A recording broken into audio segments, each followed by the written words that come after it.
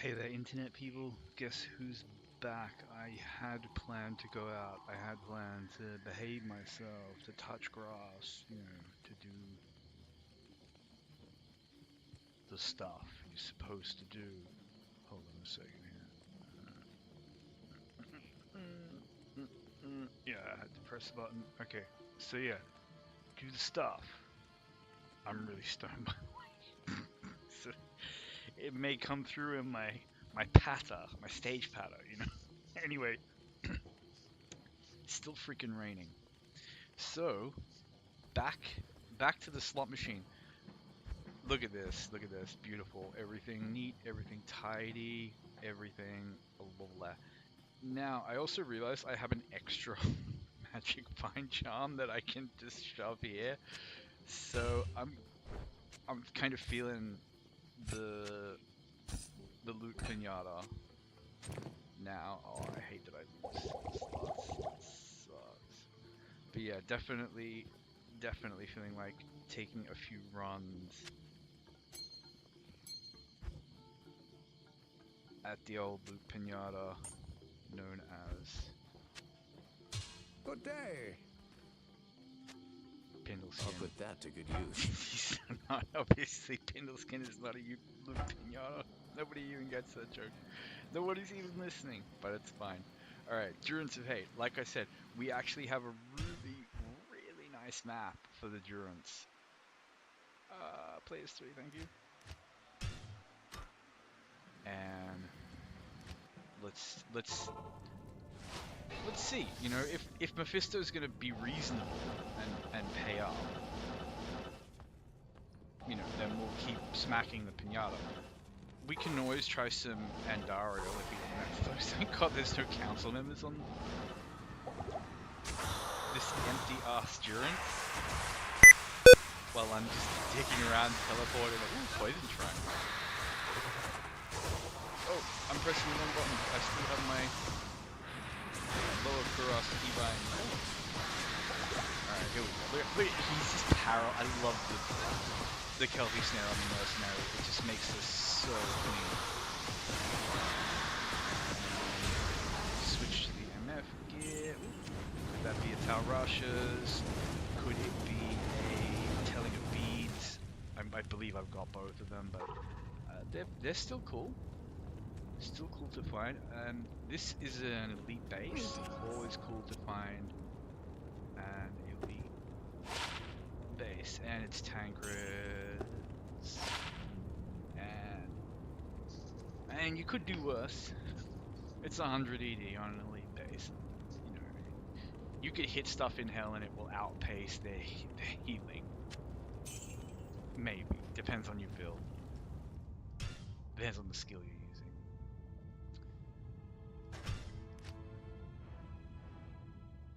Oh, I forgot. Oh no. Oh, the muscle memory kicked in. I just naturally went to Act 4. Okay, I'm happy with myself after that. I really thought I had... Like, the one thing that I still kind of have a bit of, I keep wanting to go that way because I had that amazing map that went that way for so long. But yeah, one of the things in this game that I still have pretty good muscle memory for is farming Mephisto with the old frozen orb. I'm not perfect at it by any stretch, but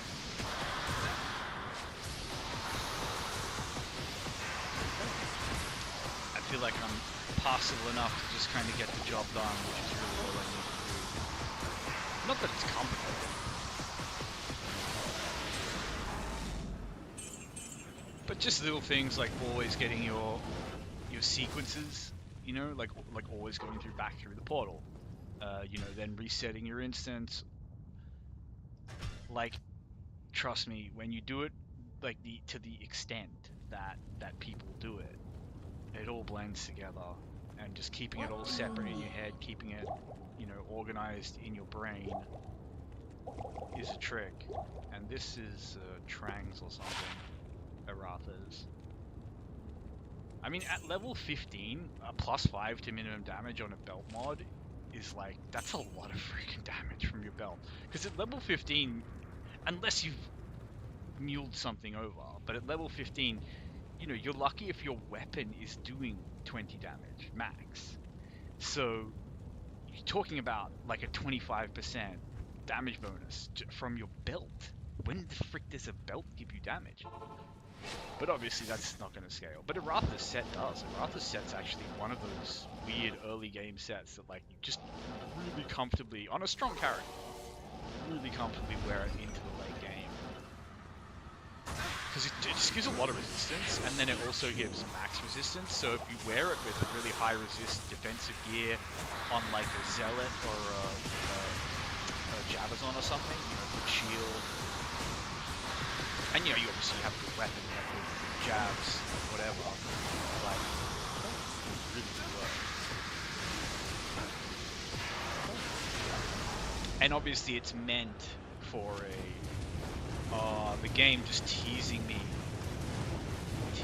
with the possibility of Head Striker, which would be so nice. I think Head Striker is, like, there are some weapons in this game that I think I mentioned, like Cold Steel Eye, the Cutlass, that are just like primo candidates for upgrading to Elite Base if you had the runes. Cold Steel Eye because of the 250% ED, attack speed, and the Deadly Strike. And hey there, Stanky Boys, I know you from Warframe. I can't really see the chat. I think there's a way to pop the window. I don't stream enough to notice, but you're saying something about how Diablo stresses you out, aren't you?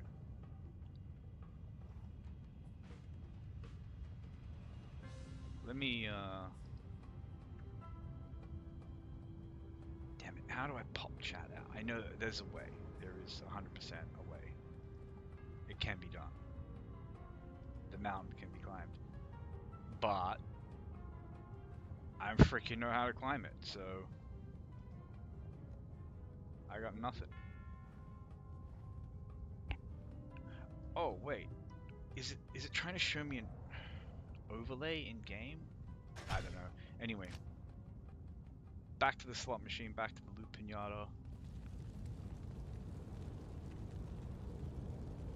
Okay, hold on, let me see if I can make chat visible. Okay, why am I getting an in-game overlay? Please, OBS, don't do this.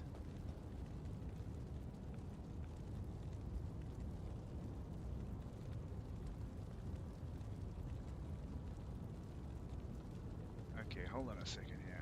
I'm gonna try to. Oh, okay, all right. I remember now. Okay. All right. Have fun with your best friend. And I still have the freaking chat overlay here.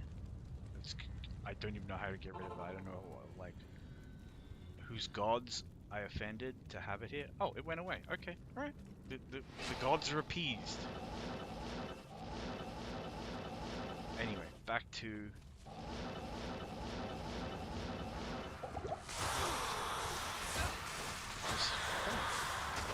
Boyo. Yeah, so I was saying, you know, weapons that, you know, just be like really freaking clean to put in a unique base. I'm pretty sure Head Striker is one of them. I don't remember what the base ED is, but I know it gets like 1% Deadly Strike per level. There's something really comical like that as a mod, which is like, actually that's a base. We'll take a look at that. Why not? I'm gonna have to grab potions anyway, so it's not gonna hurt me. But yeah. You know, Deadly Strike just flat doubling your damage. I don't know if that stacks with something like Deadly Strike from a Mastery or the Amazon skill. If it does, that's so busted, potentially. If it doesn't... I mean, if it doesn't, you're still going to be getting... like, a little bit of your Deadly Strike is going to be going to waste. Because realistically... Yeah, okay, in theory, if you were using the sword at level 99, but how many people even have like let's say you've got a level 85 character, what do you get, about 30% deadly strike from max mastery, so like 15% of your deadly strike's going to waste, assuming they're not two separate instances. And I think they might be, because one of them's called critical strike and one of them's called deadly strike. So I suspect that they are separate. But I might actually have to test that, or even just look it up. I'm sure someone else has tested it. But if they're separate, it's even better, because you're getting that 15% chance to then double your already doubled damage. All over. That is, what is it? Blackleech Blade or something? Normally that drops as Huanin's Justice, which I think is a really good weapon. Ah, Blackleech Blade. Alright, I really like this bad boy. I've never used it on an Act 3 Mercenary, but I feel like it should be really strong on one. Like, it's got the minus requirements, so you can slap it on nice and early with the low strength. It's got Life Leech, which they love. It's got really good damage buffs. Like, the base ED is not so great, but, I mean, with that huge ass max damage scaling with character level, hell yes. But the real trick on that is the chance to cast Weaken, which is just like, you know, you just want your mercenary to not die, right? So he's already holy freezing everything. Now he's holy freezing it and weakening it. It's really, like, I'm not going to put it on this guy because it's not something you use. Like I'm not saying it compares to what I'm currently using. But you know, if you're like lower level, if you're just farming out, I feel like that would be just a pog drop if you're running with an Act 3 mercenary that you just need to tank. You know, you just need that boy to like hold the line. Although I feel like people probably use the barbarian mercenaries when you just need someone to just hold. But the barbarians don't get the holy freeze, and the holy freeze it's a different kind of holding the line. Like for a sorceress or something, where you don't necessarily you don't want things looping around your mercenary and then coming, which they freaking love. Just a few little teleports. Just to hopefully get Mephisto to walk. Yeah, like that, because he's so slowed by the Kelpie Snare.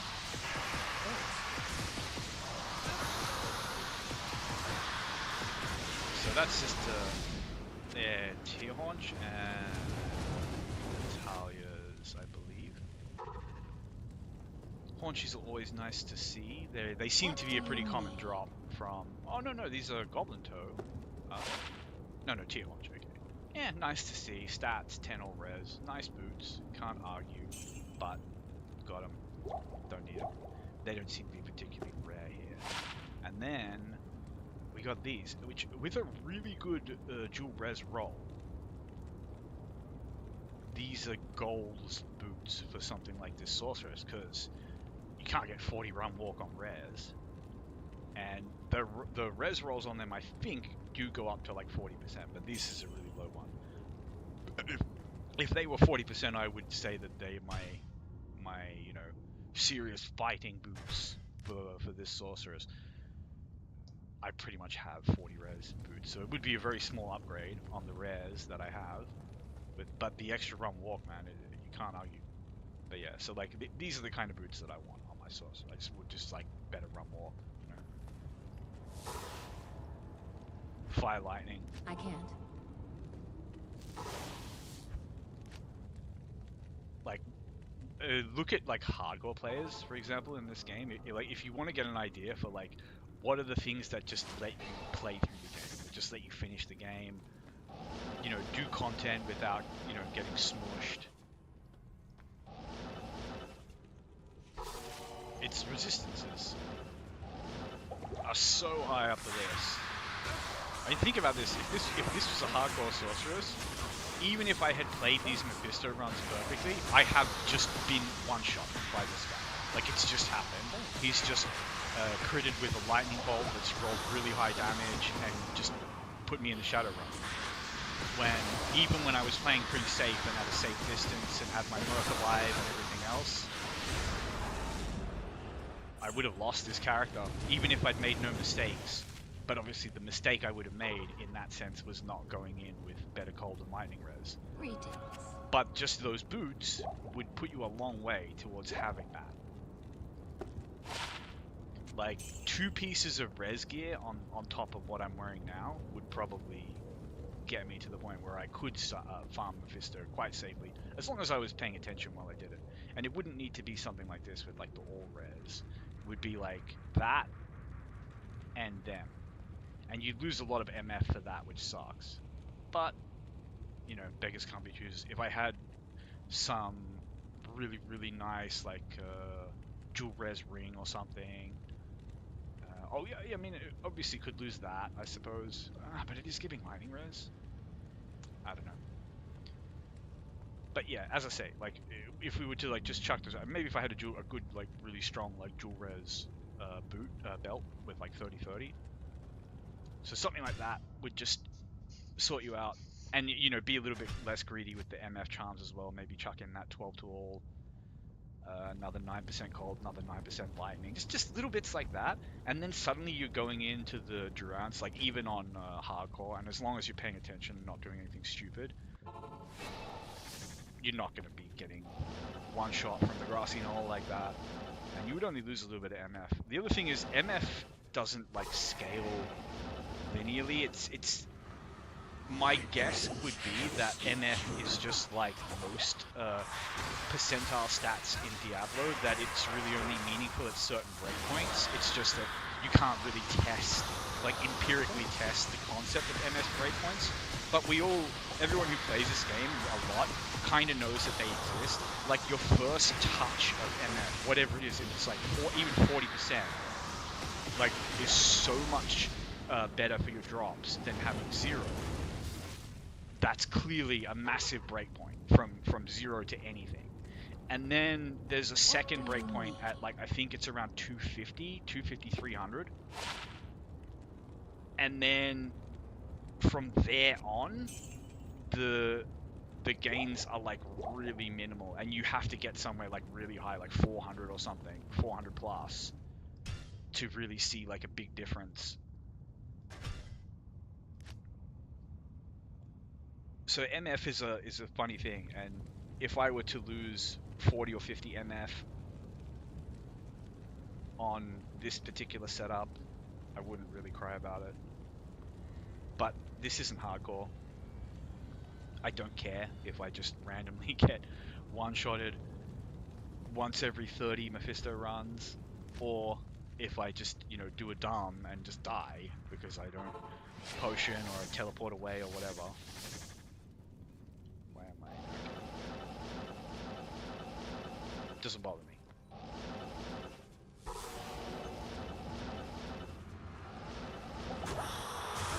I used to do some hardcores back in the day. I mean, you lose a lot of them. And that's what actually makes hardcore exciting, is losing a character and then having it, like knowing it in your bones when you're playing, you know, your character who's like level 50, level 60s, had like, you know, some good time, starting to get some good gear together. Like, you're kind of cooking something up. You know, maybe thinking about pushing into hell. And you die. Greetings. Whew.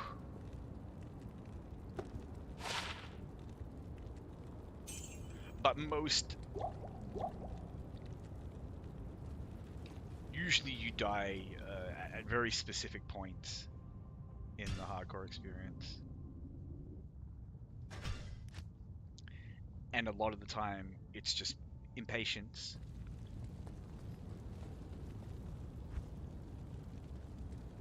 Because if you play this game perfectly, like if you make perfect decisions, your character should never die. There should never be like, if, like, let's say, like, so a perfect decision is, you know, I'm going to just run to Rakanish from the road camp. If there's boss packs on the way, I'll kill them to get my early levels. Like, but then it's sort of like, okay, but now there's there's two really dangerous boss packs chasing me in the cold plains. I've tried to fight them a little bit. You know, I'm down to like my last potion. I save and exit. You know, but where it gets you is when you're like, oh, but hold on, if I can just kill that one guy, and then you die. You should have saved and exited. Like, it's very, very rare that the game kills you without giving you a chance to either. It's such a nice helm, and yet it does seem to drop quite a lot for the level though. 66. I don't know, for like a whirlwind barbarian. I think that's kind of an end game helmet like that. Juriel's. When I say end game, I mean killing Baal in hell, you know, after sort of farming and everything and doing your time to make it so that you're playing through it in a fairly manageable way, not doing Ubers and, you know, farming like rapid, like pit zerking on terror zones or something. Like, that's obviously like, I probably should say late game or hell level or something.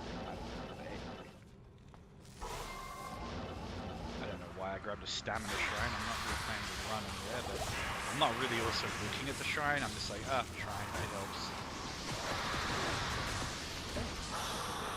That was good. If your health doesn't start going up, let's see if we can just get your teensy bit of breathing space there. Don't kill my mercenary, please. Thank you. Yeesh, we're getting like kinda stanky drops. And I mean, I got a lot of MF on here. Oh, hold on, why do I have the Tar Rushes? Okay, time to just squeeze a little bit more MF there. That gives me more lightning resistance. Oh, no, it doesn't, because yeah, the Tar Rushes already has the. I should lose lightning resistance. Okay. But I gain MF, and that's what matters.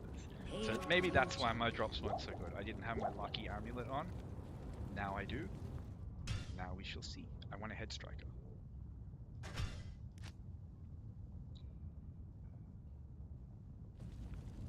A head striker would be really nice. Just something for a mercenary. Barbarian mercenary.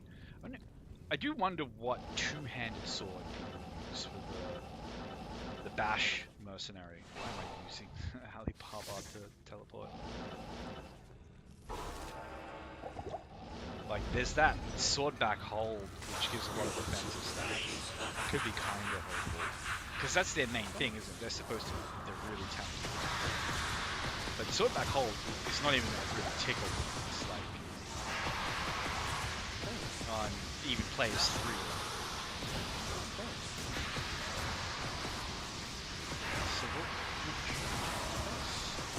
Probably just a freaking rune word. Isn't there, I see gold. I love gold. There's a barbarian rune word that like the highest rune is like foul or something that has 300 ED.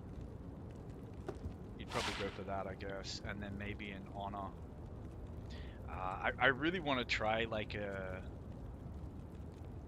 just a twinked out like axe barbarian. Like, I just want to see how this goes. You know, fighting something like just normal Diablo. Like, normal Diablo is one of the hardest fights in this game. Hell Diablo, like the Hell Chaos Sanctuary, is an order of magnitude harder than anything on normal. Just like Hell Worldstone Keep and Hell Throne of Destruction are the hardest things in this game, bar nothing, I would say, apart from maybe navigating the hideousness that is Act 3. But be real, like some of those spawns you get in the Worldstone Keep when you've got like Souls and Haradrim, like you just reset it. Even as a non-hardcore player, you're just gonna die again and again and again and again and again. And the fact that you can't just reset the minions, so like if Lister just randomly spawns with Fanaticism, like, what are you gonna do? Save and exit? You're gonna have to go all the way back to Lister again. There's no guarantee. Like, it's not like resetting the Ancients. Or, you know, resetting, you know, Eldritch or something. A super unique that you're farming. Like, right next to a waypoint. Missing Mephisto. Killed my mercenary. To be honest, like you guys, my mercenary would die every round when I first started doing this, just because I was lower level. His gear was basically the same. Greetings. Just level up your mercenary if you don't want them to die. It's 100% is the thing. Like, of course, you have to give them good gear. You can't give them like absolute scraps. But like, you know, there's a rune. I forget the name of the rune word, but there's a rune word that gives you like 50 resist all. You just use that instead of Duriel's Shell. It uses low runes. It's really easy to get. Instead of you know, Vampire Gaze, you can use Tau Rushes, which just drop then. It's really easy to farm, even off a Hell Mephisto. A Nightmare Mephisto can drop Vampire Gaze anyway. Nightmare Mephisto can drop Steel Skull, which would be fine. Crown of Thieves, which would be fine. Any kind of Rock Stopper would be fine, as long as you had some leech on your weapon or your armor. You know, like, it's really not hard to get a mercenary kitted out. It's a couple of hours farming to get basic equipment, and you kind of, I don't know why I just reset, because I didn't have my mercenary and I just had a complete stroke. But yeah, as I was saying, you know, equipping your mercenary is super easy. The only thing on this guy that like that is just a really bog drop because it's ethereal, and that's it. This has a low roll. This could be 30, I think 30%? Doesn't it go up to 30? Or was that in 1.08? I don't know, but the leech goes up to 8, so it could definitely have that. I think there are just better helms than this, period, for a, you know, for a most. Although maybe not. I mean, because it does give the leech, it does give the damage reduction. Cold damage is CC. I don't know. That can actually be a bit of a pain to like target farm. But I showed you that halberd, the woe stave. It's just as good.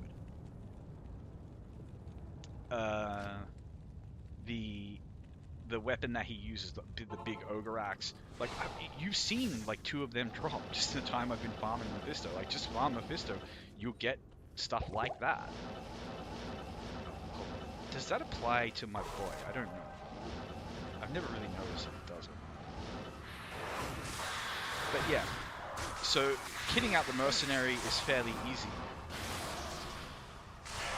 But if you had that, if this guy kitted out like this at like, Thanks. yeah, see, when you get Mephisto to just move a little bit, why am I still trying to stab him?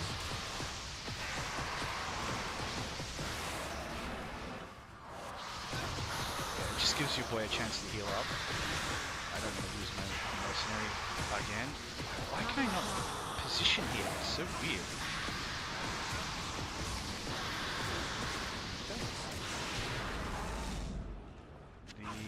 Dacian Faults is Dacian Faults is the Bin Wang or something, I think it's called. Very silly name. We'll ID it and take a look, because it's kind of interesting, pretty cool. I mean, I love the minus 30% requirements. And the ED is like pretty decent with a big chunk of cold damage.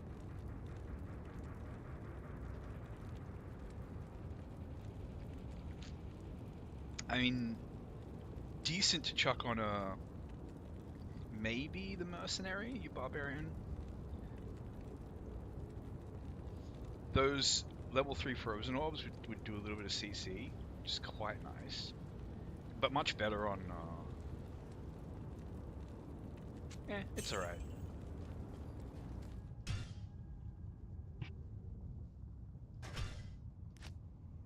Pretty cool. But I feel like that guy, he needs the most help, or he needs the most like elite gear for it to really feel it. Because 2-handed swords in this game kind of suck. Like, in theory, if you have like, you know, god tier equipment as a something like a whirlwind sword and shield barbarian, and you're using a two-hander in one hand, it's good. I think a berserker axe is just mathematically the best one-handed barbarian weapon though, because the only thing the two-handed swords have the advantage of is range, which is really nice when you're using whirlwind, but I'm fairly certain that berserker axe has the same range. And it just has like better base attack speed, worse damage, you know, mathematically, blah blah blah blah blah. Man, we are just getting smelly drops from Mephisto. He doesn't like us tonight. That's fine. We'll just keep smacking the loot pinata until some candy comes out. I am a patient guy. We've only been doing it for a half an hour. That ain't long at all in this world. And I'm being kind of inefficient here.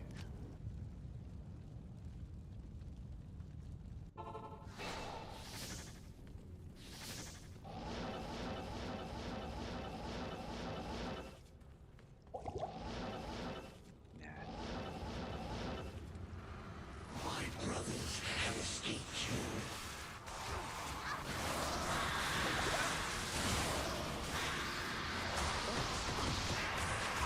Stop targeting me. Go away. Freaking go. Yeah, there you go. Attack the mercenary. I hate you.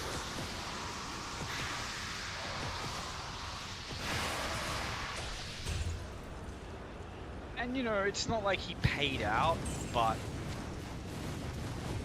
like, I can't be annoyed when 3 golds drop in a single, like, it's just too much dopamine just seeing What it. do you need? And this is at least an exceptional, which is not a particularly great thing, but it is a decent mercenary helmet. I think, yeah, so I chucked this on my old mercenary when he was using the woe stave, because that only has a 50% slows target, and this has a 20% slows target. This one you can actually put on a rogue mercenary, which is very, very interesting. So you can have someone who can hit those slow targets from a different distance. I think there's even a bow that has slows target on it. I can't remember which one it is, but it's not a bad bow. It could be interesting. I've obviously already had this, but it's I'm really, like, when I get a moment and I'm not, you know, doing these loot runs, I'm gonna make a point of looking that up, seeing if there's any bows with slows target that can stack with a Blackthorn space on a rogue mercenary. Because if you're a melee character or something and you're physically going in toe to toe with the boss, you know, you might not want a desert mercenary who, you know, you might want the option of having a mercenary who can hit slows on dangerous bosses, but do it safely and at range.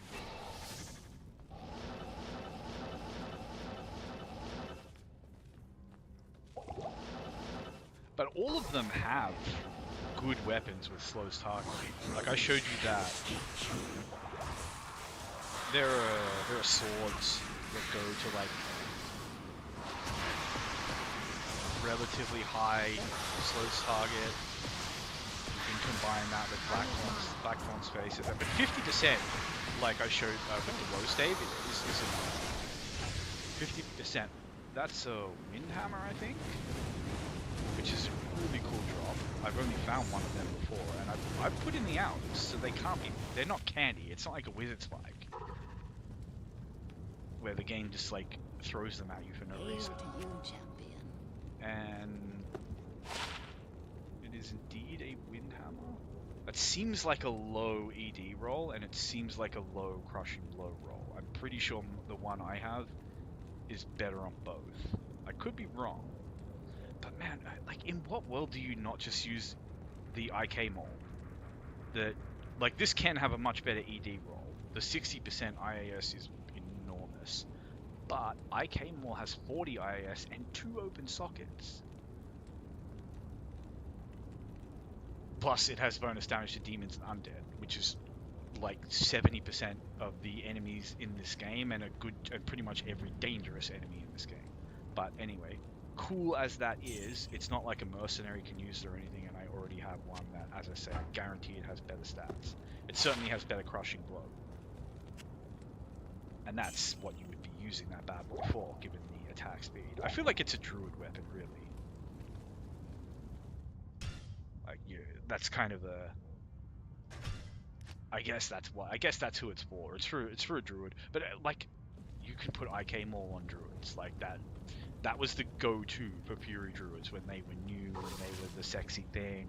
And I had a Fury Druid who had so much good stuff.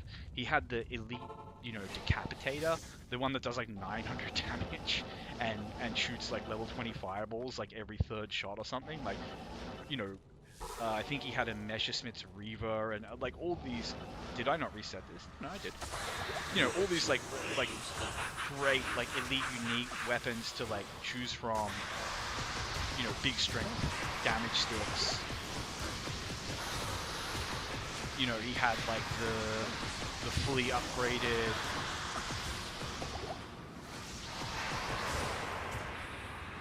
Yeah, please stop trying to kill me.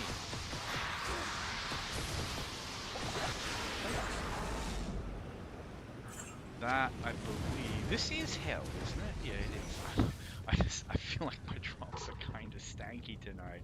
But you know what? I did just drop a unique Ogre Maul, so maybe I'm just being a little bitch. But this is cool. I much would have preferred an Ormus Robe. Because Ormus Robe is one of those, like, really gross items that, like, it has the potential to be, like, godly. If you get +3 to a skill that you really use and a high bonus damage, then yeah, it has the potential to just be monstrous. But what are the odds of having both on the same Ormus Robes? I think I've got a decent Ormus Robe for Fire Sorceress. It's got +3 to Fireball, which I know you can take a Fireball Sorceress to the end game, but I feel like that would suck.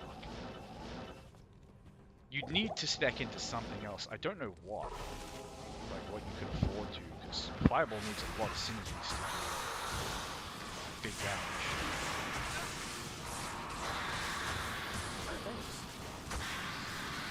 I know people used to do charged bolt.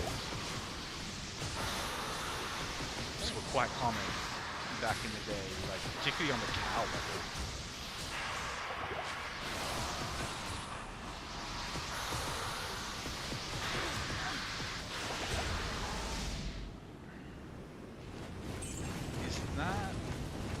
I think Runic Talons are the ability. That has to, come on, 99 strength, 99 dex, that has to be an elite. Gives me something to identify. What do Keeps you need? morale up.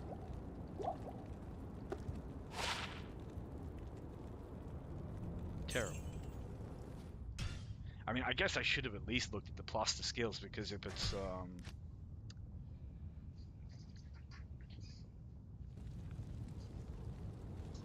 something that a Bladesin could use. Now, do Bladesins get the benefit of Ethereal? Now that makes me wonder, isn't there an Ethereal claw that just has disgustingly huge base damage? I kind of want to look at that. I think I might even have it lying around somewhere. It's called like Fire Lizard Talon or Ghost Killer, or I don't know, some silly name. It's Ghost or Shade or something.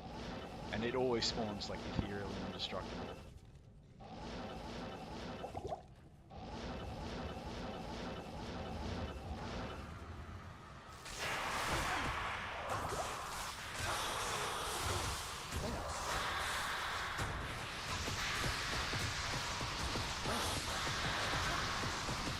I don't know why my head has just been like swimming with the idea of doing something with Bladesin.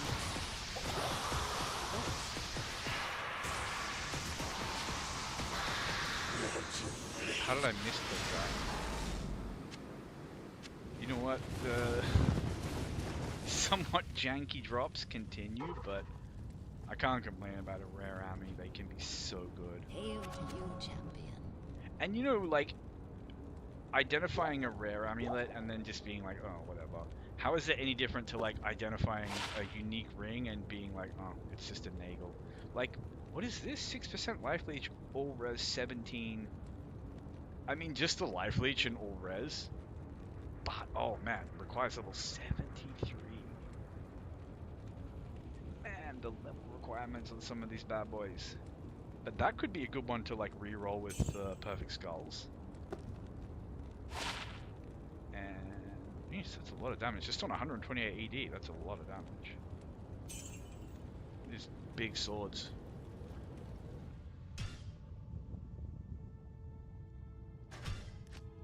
The swords just require too much stats, though. Like, the game hard taxes you for, like, wanting to be cool, basically. Like, you want to... Because, like, what's the coolest thing you can do is have, like, a two-handed sword as a one-handed sword.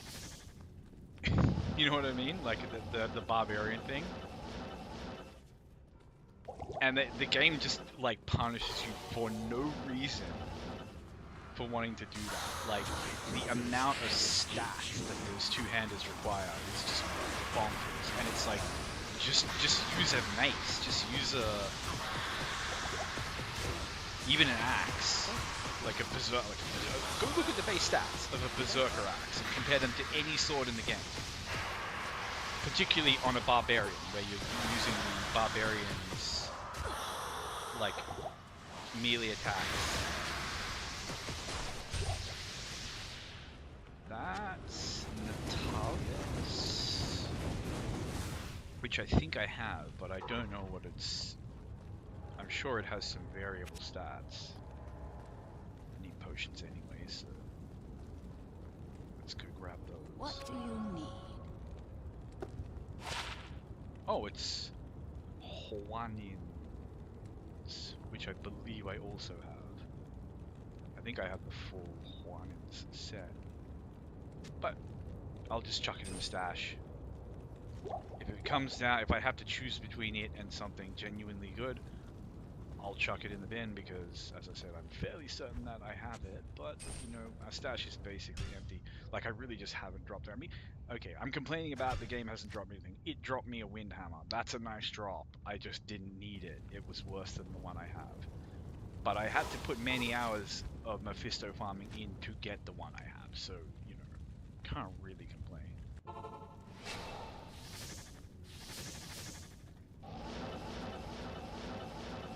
I got this nice even a little shrine on the way, which can be really helpful if it's like lightning balls. Even mana recharge, just so you don't have to worry about your pots so much. Quite handy. Gem shrines, pick up on them. I'm always too lazy to like go back. And besides, like, chip gems are useful. He's just died. And that's Alders and Blood Fist.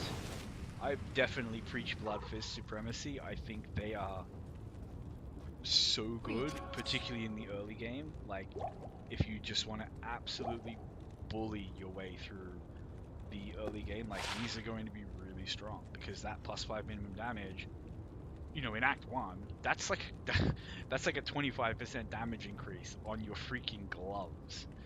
Hit recovery is super underrated, especially on gloves. 40 life in the early game, that's freaking huge. And they give you that IAS. Like, on a Boazon or something, you're just like going through, man, even on a Boazon, even in like hell, these would serve you quite nicely. I mean, like Act 4, Act 5, these would serve you quite well. In Nightmare, you know, let's be real, you can craft blood gloves or something. At that, when you're high enough level, there's definitely upgrades you can get that are going to be better. If you're a Boazon, you'll probably gamble for some rares with plus skills. But, you know, if you're a barbarian or something, like, I mean, there's things like the Saigons combo, the Deaths combo. there's no like shortage of good gloves in the game. But for the level you can equip them, they are monstrous.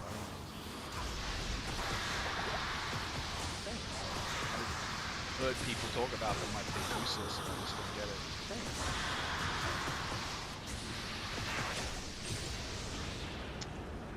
That is IK, I believe. Which is, I really love it as a belt. I think it's one of the best belts around, particularly for like a melee character. But maybe even for like I don't know. Since you've already got to go to 110 strength to just to put it on, the 25 strength is not going to be particularly useful with gearing. But the 25 strength as a damage buff on a melee class, I think people really underrate how much of a nice little boost that gives you. Because I think 1% of strength is like 1% ED, basically. I could be wrong. It could be 2 strength for 1 ED. I don't know. It feels like it's 1 for 1.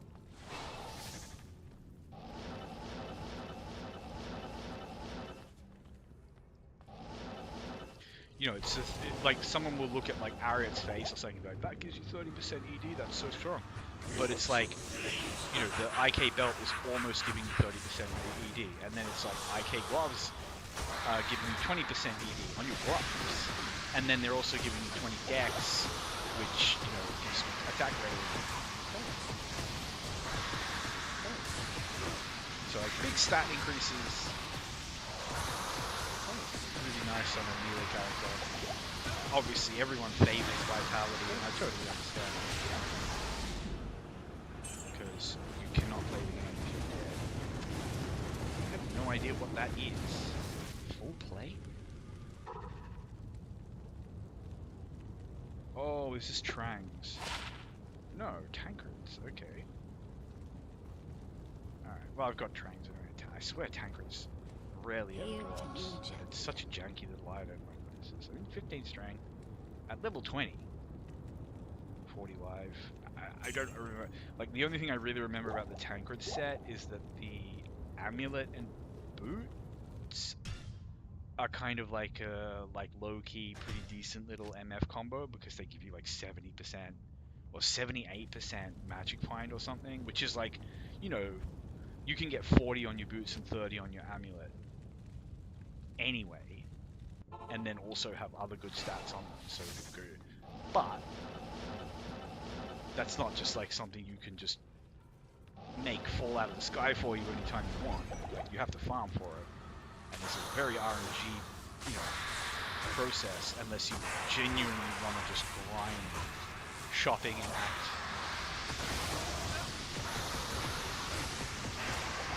I don't know, which act would you even grind for boots in? Let's see if we can just, yeah, do some casino loops for a second while...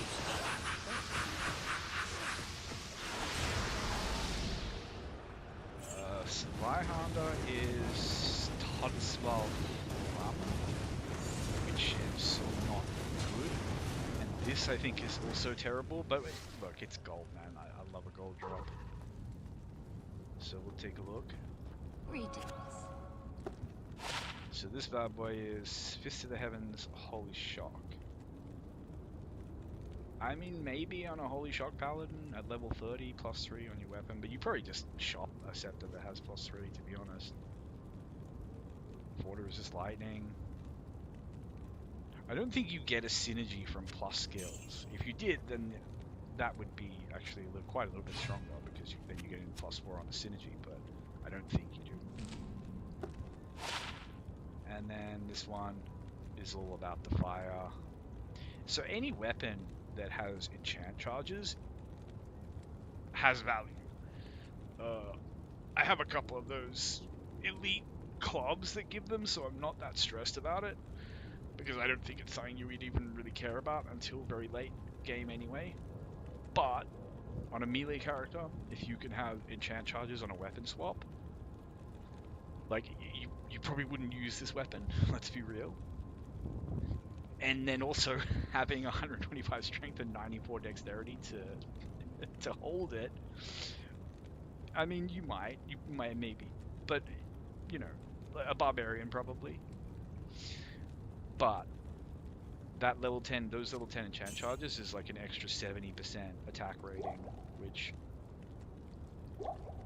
look, when you're on the struggle bus for attack rating, you're on the struggle bus, and you either sacrifice a big chunk of your gear slots, important gear slots, like a ring and an amulet, to slap on an Angelics combo. And even that's not, like, on its own, that doesn't just mean you hit everyone all the time. Like, Hell Baal, I think, you know, a really pimped out melee character is gonna have like a 40% chance to hit. And it's similarly low with things like Mephisto and so on. So having something like that, especially where it's essentially gear free, because it's on your weapon slot, is potentially very min-maxy gear. It's just the requirements on it, and also there's a... You could also shop for an enchant staff that would have no stat requirements, but enchant, I suspect, if it can even appear on staffs, which I think it should be, would have a much lower cast level, but it still gives you a good chunk of attack level, and the damage it gives you at level 10 is kind of negligible.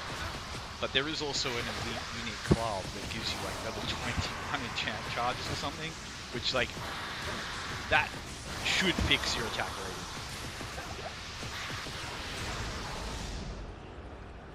And this is I have no idea how to pronounce it.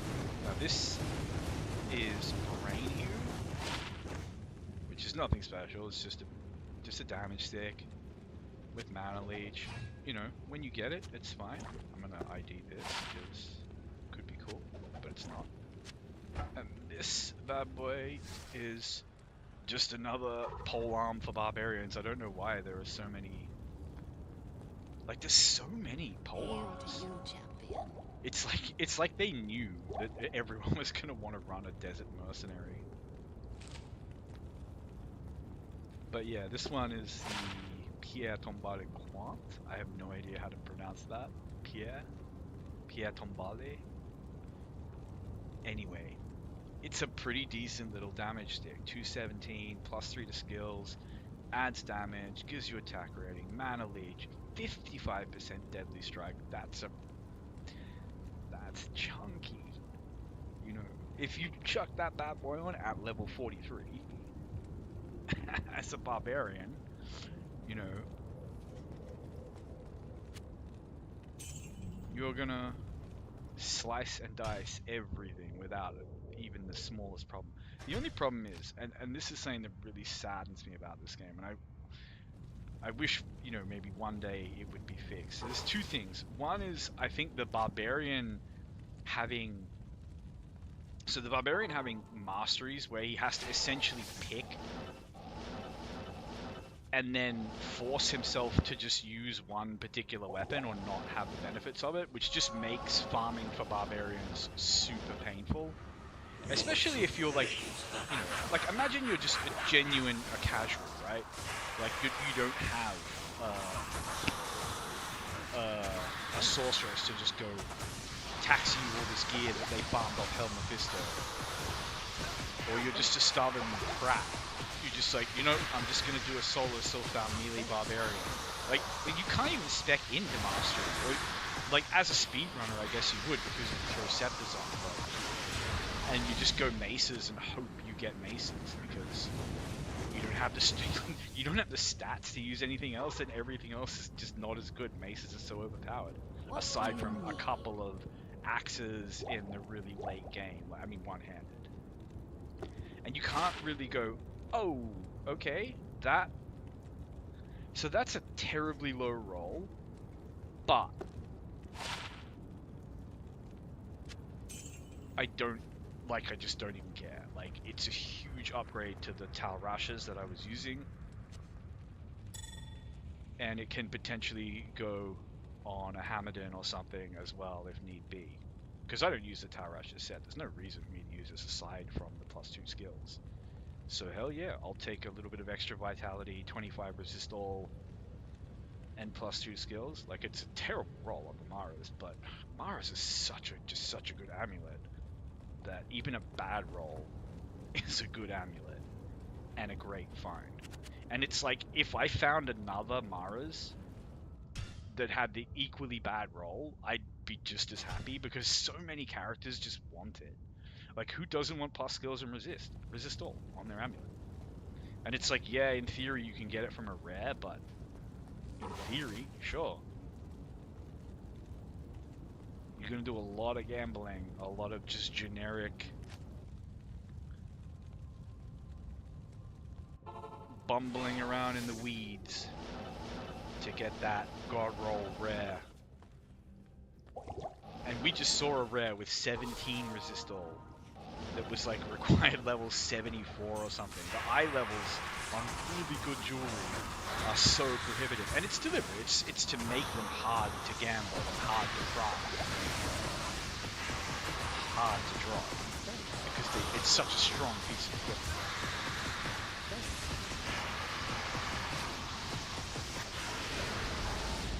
But yeah, I could stop tonight and be happy with the drops I've had, and the only drops I really remember are the Windhammer and the Maras. Oh yeah, we got the Huanans, which I might honestly already have. We've dropped some other things that I've looked at, which were cool, but always things I had already. But the Maras, hell yeah. Hail to you, And champion. you know, the Windhammer, like, I can't turn my nose up it, my nose up at it as a drop. It's such a cool drop. Like, it does not seem to be that common in my experience farming this guy. And we're doing this on Players 3, by the way, if anyone is curious. And I can do a gear check. I did one for the first stream where I was farming this guy, so I assume anyone who ends up watching this has probably seen that. But as I say, this is really just a record for me to be able to, like, look at my own drops and look back.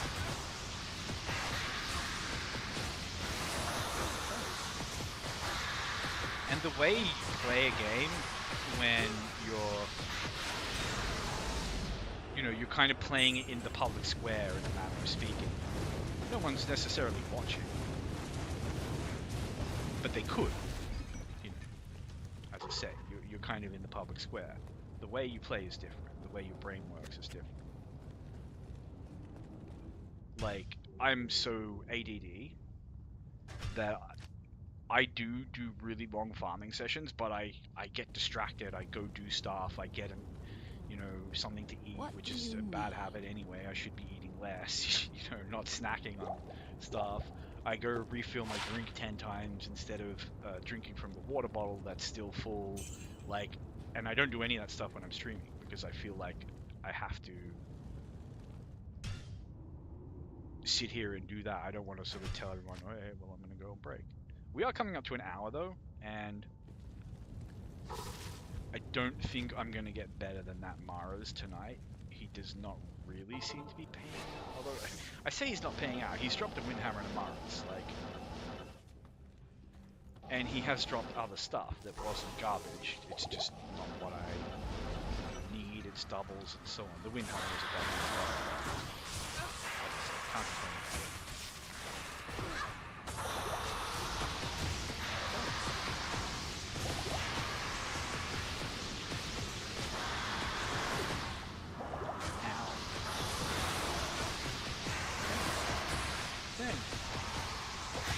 Just go down nice and easy, and that was a stinky drop. Did not feel good at all. Zero dirt. You know what I really hate is when they just drop like I don't know, one magic item and just 3 piles of gold. That feels so disrespectful. I hate it. Like when that used to happen to me back in the day when I played this, like before Reloaded, it would straight up make me mold. I would stop playing. I'd literally rage quit the game. How dare you not pay up?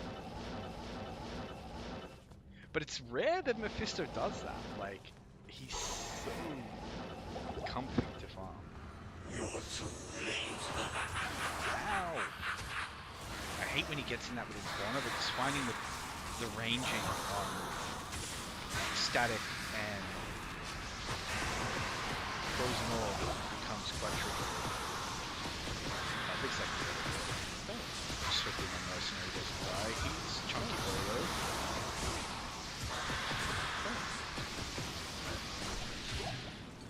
Okay. So they're Soul Drainer, which are very cool, but not a particularly rare drop from Mephisto. I think this is Brain Hue again. Yeah, it is, so we're not going to ID that. I don't know if that is a... I don't identify rare scepters because I have a spare Oculus. I assume Oculus is not that hard to farm because I have a spare. I also have Wizard Spikes, like in abundance if I need them. Or I think I only have one. What They do do you seem need? to drop like candy. I've definitely gotten rid of lots more than one. But as I say, trying to find some God Roll rare, I don't think it's ever going to compete with Oculus. Unless it was a true, 1 in a million God Roll. And let's be real, we're not going to have...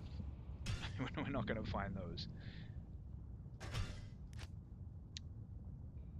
But yeah, I used to keep some rare scepters. Like I have one that was just like +2 to all sorcerer skills, 20% faster cast rate, and then I think it was like +2 to Blizzard, and I was like, oh yeah, that would be cool if I was ever going to do a Blizzard source. And then I just thought to myself, like, but is it genuinely better than Oculus? I think it had a couple of resists as well. But it wasn't that good. It was like 15 lightning and 25 fire or something like that. Whereas like Oculus is like big chunk, resist all, and then just a flat +3 to skills. And it's like, even if you are a pure Blizzard sorceress, you still use teleport, you still use, at high level, you probably still use energy shield, you probably still have 1 point in enchant for your mercenary. You still, like, extra range on static field is still nice. So getting 1 point in all of that, as opposed to like an extra 3 points in Blizzard for everything else that Oculus does, like the 40% I think faster cast rate, and the big chunk of resist, and the MF, because like which sorceress doesn't MF? Yeah, what is it? So it's 50 MF, huge, and 20 all resist. Like there's no way a rare is going to compete with that.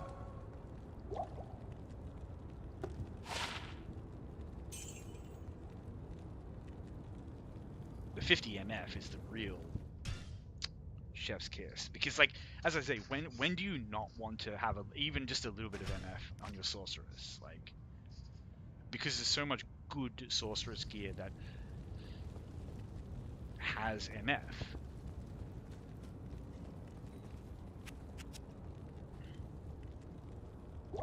Or it's taking up a slot that's sort of like, like, yeah, I guess I could have Mage Fist on.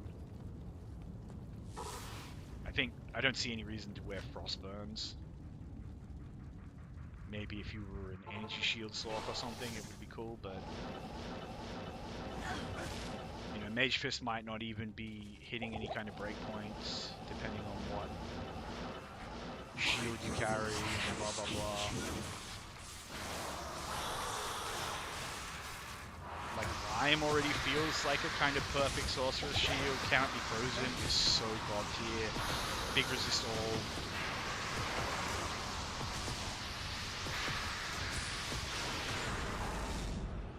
Yeesh. Disrespectful drop. Not cool, Mephisto. Not cool. Hail to you, champion. Yeah, we are up on the hour mark here. So... We'll see. It's so Moorish. The freaking slot machine. Like, I kind of want to go for a bit of a smoke. Vape, really. And, yeah, I just fill my drink up. Why did I press that? I know what freaking fire shrines do.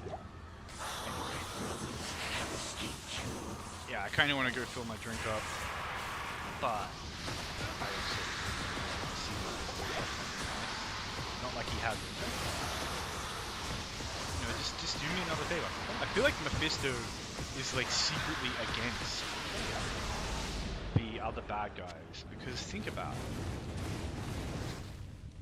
He gives you everything you need to defeat them. What do you need? Like lower Kurast, that's like his gaff. Now this thing's pretty cool, plus the fire skill. So you could use this on an enchant sorceress, or more likely on a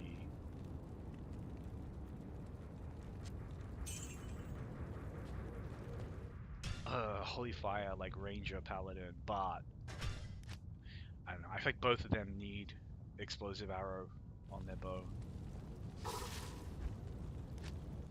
And that's way more important than plus to fire skills.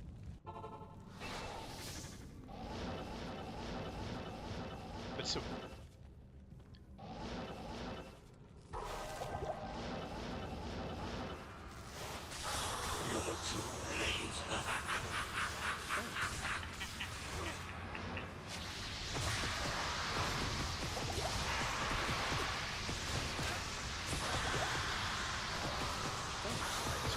nice and easy. You're going to get a free kill, and you're going to drop Stone of Jordan, Lightsaber, a Rock Stopper. I can't carry anymore. Take a Rock Stopper. I think I have spare Rock Stoppers, but could be ethereal. Hail to Could be you, nice for a mercenary. Now, Rock Stopper is one of the is it just a goated helmet? Look at this bad boy. Oh, this one has really low resists. Really high cold resist. But yeah, it can get close to 40 in those 3 resists. It usually rolls around, like it seems to usually roll pretty high, like high 20s at least. Somewhere in the 30s. That faster hit recovery, so good. Oh, I always forget, big chunk of vitality, so freaking good. And physical damage reduced by 10%. Like just to try res. Hit recovery vitality would already sell you on that bad boy, but then you add in that damage reduced, hell yeah. But you see I'm sitting on a rock stopper in my thing, which as I say has just way better resist rolls. Would be much nicer if it had a nice high lightning resist, but you know what, beggars can't be choosers, and that's a lot of resists. It's such a good helmet. Like even for a melee character, I feel like Vamp Gaze just maybe not as good. Like, mercenaries get free resists, so you know, and mercenaries need to get leech from something. So how, like, the kind of order of operations, the priorities for gearing a mercenary are different. Like, you can get leech from a ring. You do not need leech on Vamp Gaze. Like, physical damage reduced is good, but it's not a substitute for elemental. Like, if your resistances are fucked, you just die late game. Like, there's things that just murder you to death. And even if you have, like, even if you're playing, like, a fat barbarian, you've got like huge vitality, you've got massive battle orders, you've got thousands of hit points. Or you're playing like a bear with, Oak Sage or something, you just, again, 3,000 or something, crazy hit points, which is very easy to get and very viable. There's no reason not to do it, like, it just makes the game super complicated, as those classes. But, let's say you're playing that, even when you're that tanky, that fat, like, let's see what a lightning enchanted will do to you. when you really start like wailing on one. This is really only a bit of life, bit of strength. That's nice, but I just picked this up for funsies. Obviously, it's gonna sell for 35,000, and money is nice, but the boots are always the ones to. Boots and gloves, always good to look out for. And man, those boots I got, those rares that are sitting in my stash, they really are like quite a chef's kiss rare. Like I've gambled for a lot of boots. I always pick up rare boots, trust me, because I know they can be really good. I know they can be better than what's sitting in my stash there, but it's still really good. Can you get tri-res boots? I don't think so, but if you could, it would be like a tri-res rare would just be best in slot, as far as I know. For a custom. Like there are boots for like a melee character, like Goblin Core or something like that. They could literally be the basis of your build if you're like a smiler.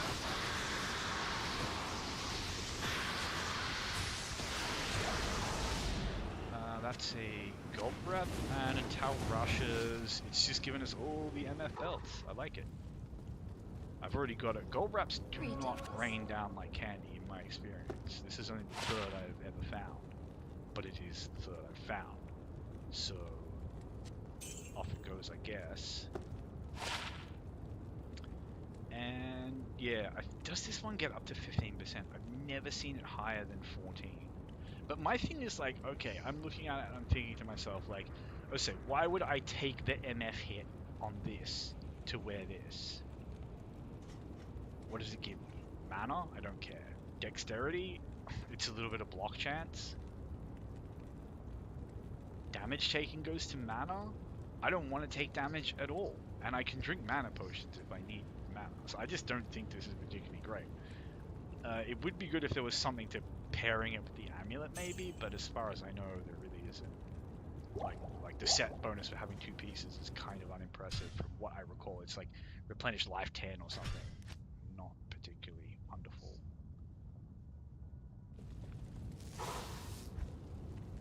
But yeah, still very cool finds. Always happy to see a gold wrap. The Tarash's belts don't seem to be particularly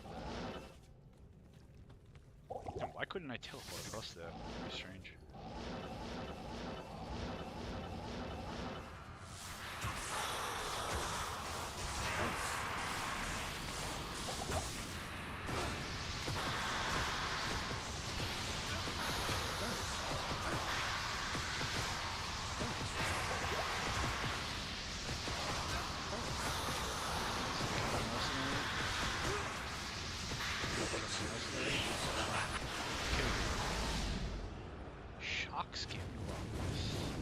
These are elites. No, the Grave Palm, which I have, which are cool, but they're also a deal. And I'll just pick these up to sell for the revive cost on my mercenary. Easy enough. And then back to the grind. What do you need? Nothing special, and I don't think that can spawn with like prefixes and so on that I even care about, like what can helms get. I mean, look, yeah, if you were doing a rare only challenge or something, in theory I think a helm can be a perfectly serviceable piece of gear, rare. But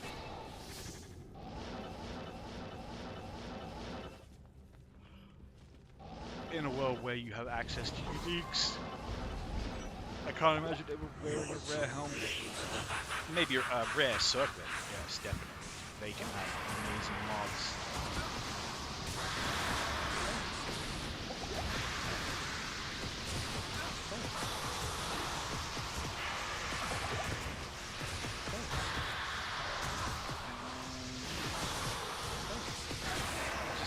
die in an orderly fashion, please?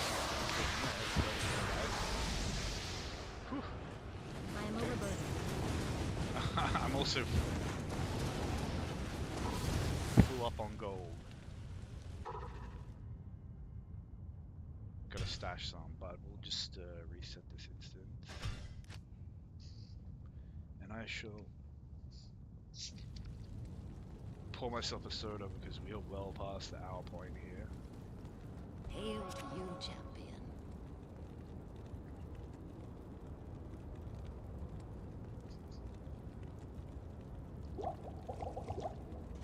Ta-da, ta-da. And yeah, I reset. No worries. He's not exactly paying up tonight. I say that. He dropped a Mars. And a winner. He's just not paying up right now. A bit of a dry patch. It's funny as well, like what I consider to be paying up is just like just drop me some stuff that's cool that I can talk about. And we're good. It doesn't have to be Stone Jordan. Like the second Stone Jordan. Go.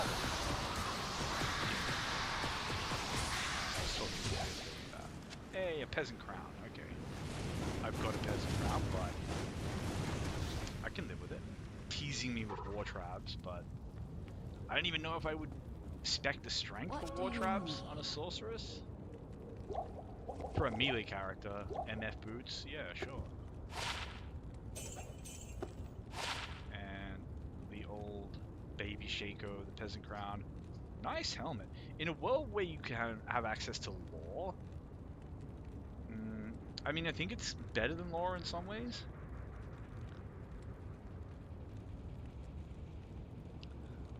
A faster run walk is a really underrated mod.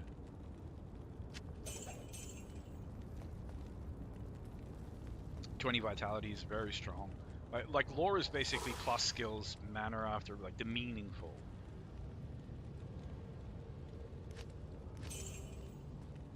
The meaningful words on lore are your mana after each kill, plus skills, and what is it? Lightning resist. Admittedly, lightning resist, very nice, especially on +1 to skills. And mana after each kill is pretty handy for a spellcaster with AoE. But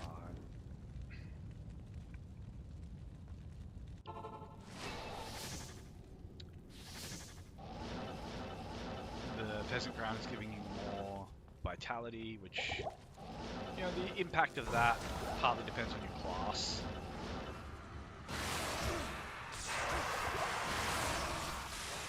And the lightning res.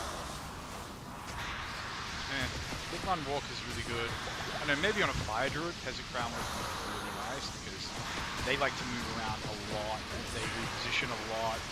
They benefit a decent amount from vitality, if I'm correct. Certainly more than like a sorceress. It would be pretty good on a... I don't know why I picked that up.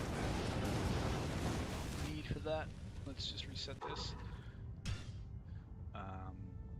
It would be good on a little baby like Hamadin, or you know, any kind of non-zeal paladin. There would be better helms for a close combat paladin. But Hail to you, champion. Trappison, I suppose. They run around a fair bit. Even then, I guess it's a side grade to lore, and that's kind of what makes it a little bit sad to me. Is it like when things that are way harder to find side grades to things that are like, you know, you just farm a lore off the countess. You're guaranteed to get it if you just run her a few times. I say a few times. You know, it could really hold out on you. You could just have bad luck. And you could also essentially get your whole lore like in first run. He has a aggressive aura. Doesn't seem to be wearing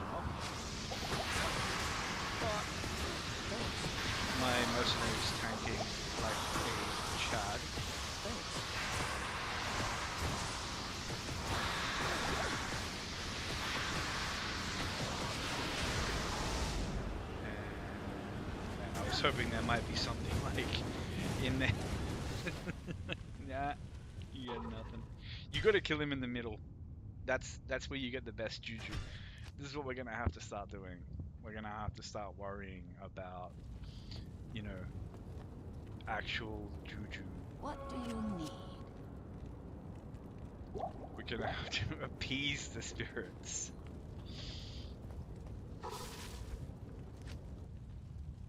So what when you kill Mephisto, what makes the heavens smile down on you? What makes it clean? What appeases the spirits of Diablo? Like teleporting clean like this, having a clean, yeah, and trying to kill him in the middle of this little causeway, I think. Like, it's not be perfect, but the closer the better. Not losing your mercenary, obviously, that's having a couple of potions to spare. Positioning here is not as clean as it could be, but look at that. I can't carry anymore. So this is one of those things I was talking about. Now this is Griswold's, I think. Yeah, which I've got that. It's cool. 3 sockets plus 2 to auras. Man, paladins are so babied, like, and it's got plus like minus requirements. It's like everything you want. Like, I mean, I guess the plus a defensive auras is a bad stat, but the Griswold set is busted. Like, you don't need there's no sort of, like, the idea of like some GG endgame loot for a paladin that you really have to grind and farm for, especially online. Like, you just ask someone to give you freaking Hail to you, set. Like, champion. it's not hard. This is Saigon's, and this I just wanted to ID. I don't know particularly why, but yeah, this thing, I'm not even sure what this is. I think this might be the lizard thing, the one that does a chunk of fire damage. Oh no, the Jade Talon. So what is this? All resistance is 47. That's so good. Plus to shadow distance, plus to martial arts, faster hit recovery. So this is like your defensive talent if you wanted to do a dual talent martial artist, I guess. I mean, it's got a good damage roll as well. So you'd have like this in Bartox or something, and this is to, I'll even have 2 of these maybe. Resistances are so good,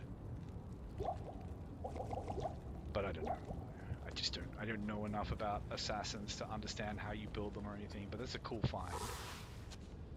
I think I've already got one, but you know, since assassins can dual wield, it's definitely cool to have 2.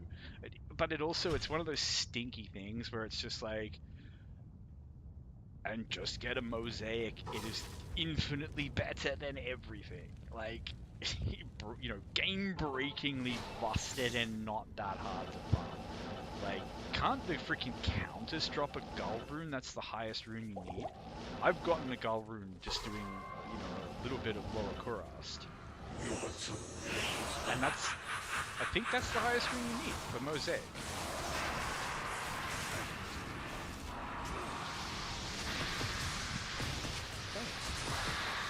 But let's be real, I don't think I'm ever, unless I end up like swimming in gull runes, in which case, let's be real, if I end up swimming in gull runes, they're going to be cubed into Vex runes.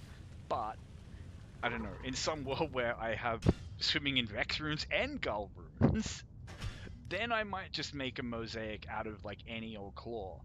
But I feel like I would want a claw with like really good base plus the skills to make the mosaic in. You know, just to feel like I really got the most out of that rune. Which is like, gull rune's not even a particularly high rune, but they don't rain from the sky.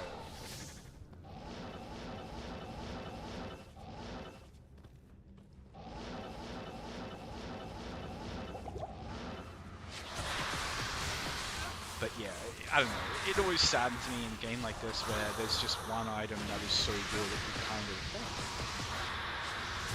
renders everything else in its class bonk. But it might be fun to just do a melee assassin who just doesn't use an ability.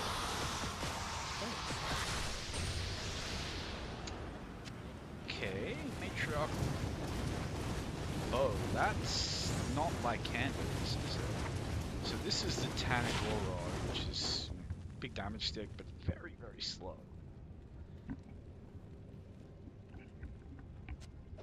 And oh, large charm, hell yeah. Alright, I was gonna say I just sell the Kurast, if I'm going back, but I want to ID this charm. I probably should just ID it there. Anyway, this I want to check out. Ah, Blood Raven's charge. Okay, so this is just a worse Kuko Shikaku, I think. Although it has considerably better damage. Base physical damage. This is terrible. +2. The 181 ED kinda stinks. I don't know what you're gonna do with the revives, but whatever. Huge bonus to attack rating. That's a big stat. Yeah, that's cool. I'm glad I got it. I think that is an elite, but man, I think that's gotta be a stinky damage roll. Like elite unique with not even 200 ED. That's kinda skeevy, but still kinda big damage for a bow, and it does give you fire explosive arrows or bolts. +2 brawl crossbow stills. The problem is it doesn't have the pierce of the Kuko Shikaku, which is what makes that so strong. But, you know, put Razor Tail on your Amazon and, you know, have a few plus skills with your base pierce. You'll do just fine. You don't need a Kuko Shikaku. Koku Shikaku. I don't know how to pronounce it. Whatever it is. Everyone knows the one. The explodey bow. That enchant sorceresses love it because it has pierce, it has explosive arrows.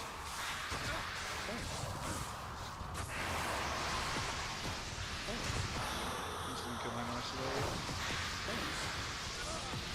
Let's kill the mercenary.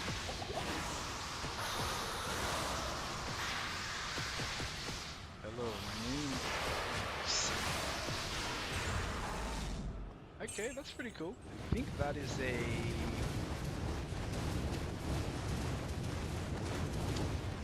Yeah, that's the Ethereal Edge, which is an elite unique, which is always nice to see. I don't see this one very often, which I think is it's just the basic, you know, unique two-hander, which is not going to be particularly impressive or anything, but it's cool to look at. Hail to you, champion. So what does this battle do? 100% ED, like, not bad, not bad. With 10 to 30 cold damage at level 12. Life Leech and Res. Not a bad little damage stick. You pick that up at level 12, you'd be chuffed if you could use it, assuming you're a melee class. Pretty cool. But now I've found a couple of these, and I'm not sure what the stats are, like what's particularly good or what isn't. But that does look like a freaking damage stick to me, like on a barbarian with an axe. There's no crushing blow or anything though, but maybe it just does enough damage that it doesn't matter. That is a lot of damage, 250 to 447. Like this. No, but not that. But the ogre axe that he has does about 500 or something. But the minimum damage is way lower. Yeah, so it's 100 to 540. Now, this is getting close with the max damage, but doing considerably more minimum damage. And I think probably about the same speed, but this does have a shell root in it. But yeah, what does this really have apart from a crap ton of damage? Like, fire absorb, yeah. It's ethereal, so it has slightly lowered requirements. Okay, you could put a hell rune to lower them even more. It's indestructible, doesn't need to be repaired. Okay, but why? Like, why would you use it? I'm trying to. I don't know. Like on a druid. I don't think druids like axes. Like I don't think they're.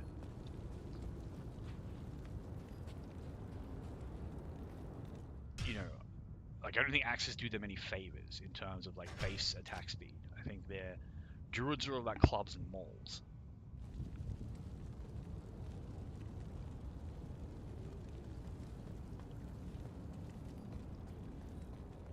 So my thing is always like two-handed weapons in this game kind of don't have a place. Like, I mean they do, but they don't. So like the class that wants to use two-handed weapons is the druid,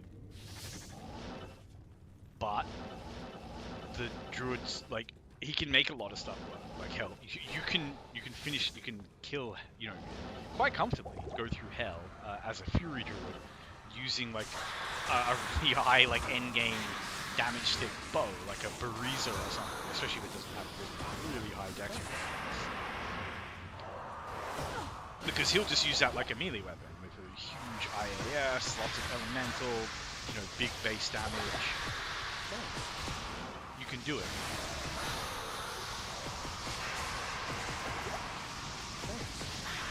But if you're not a solo self-bound druid, that's fine. Another rock stopper. Always cool to see. But yeah, if you're not a solo self-found druid, you know, you can get weapons. What do you need? You can get an IK more or something. That's worse than the one I've got. So I don't know why you would use the Bariza or something less optimum like that.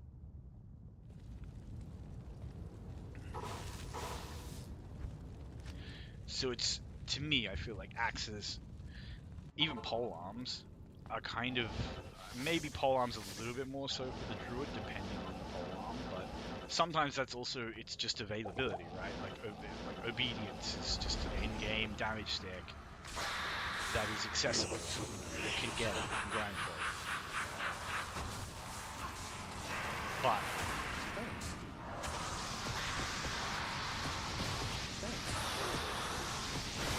we have a good juju in this room. This is a good juju place to kill Mephisto. Look how quickly he's going. He knows. And you know what? I can't complain. Set amulet could be nice. And another gold wrap. Greetings. But it's still a gold wrap. It's still cool. And that is Erathis. Alright, fair enough. Terrible rolls, but you know what? It's not about what it was, it's about what it could have been. But as I say, I feel like it's like the barbarian kind of just like hangs this on his shoulders that like so many weapons in the game, they kind of have no niche unless they're being used by a barbarian. But then it's like, well, you're not gonna use like IK Maul on a berserker, because why? Like berserk does so much damage, you probably want a shield. You're going to need the resistances. You're going to need some block, because you know, anything you don't howl away is going to be tagging pretty consistently.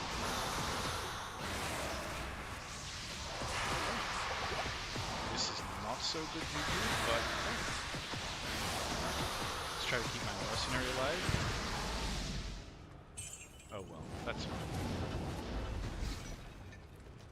You know, even when you do appease the spirits, they don't, What do you know, need? like, they're the spirits. They're not like an ATM machine where you just punch in the thing and take your money out. That's not how it works. You have to continue to appease them, and then they grant you a boon. They give you their favor. They give you a shaker or something. A shaker would be very nice if you're listing spirits. I've been trying to appease you all night. I've actually been trying to appease you for like a little bit more than a week now. And I would like a shaker. It would be cool. I can live without it. A perfect time helm would be, like, I would not go, like, I would be so chuffed to get a perfect timing. I would go socket at the plaza right now.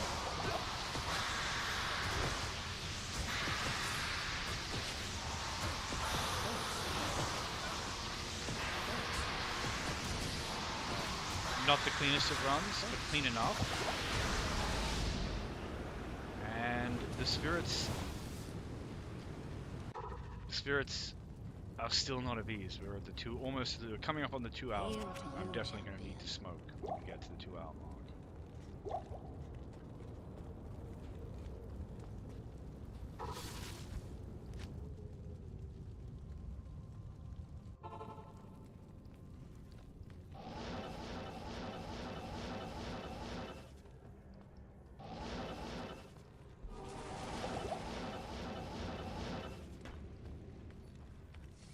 Oh wait, did I fail to reset? Wow. Alright, hopefully my foolishness amused the spirits and they will give me some sort of boon for playing the role of the jester for them. Now I have to do the long Act 3 walk of shame to the distant waypoint. I hope these spirits are amused. I hope they're laughing, having a good time.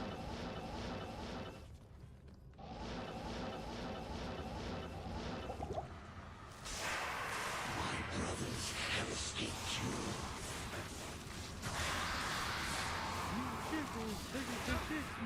Alright, now this is the spot. We have him right on his little days. And I'm running out of energy because I forgot to buy bots. Genius. We should have enough time. My mercenary died. That I need mana, which is I don't have any. I do have like base regen, which is enough. Man, this not free. The spirits have just I don't know. I'm not gonna say they've turned their back on me. I don't think that's how it works. I have faith. But it does feel that What way. do you need? Now this is Wizendraw, which this is the GG endgame bow for a cold Amazon. Like it has everything you want. It has increased attack speed and minus enemy cold resistance. Like I don't know where you get more damage on a bow. Like you can get like +4, +5 to your skills on your bow, which is huge. But I don't know that that's really going to compete with like, on Hell.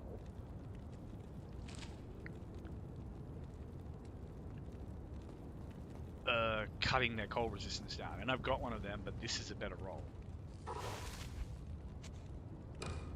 And you can put a Shale Rune in that to get even more attack speed.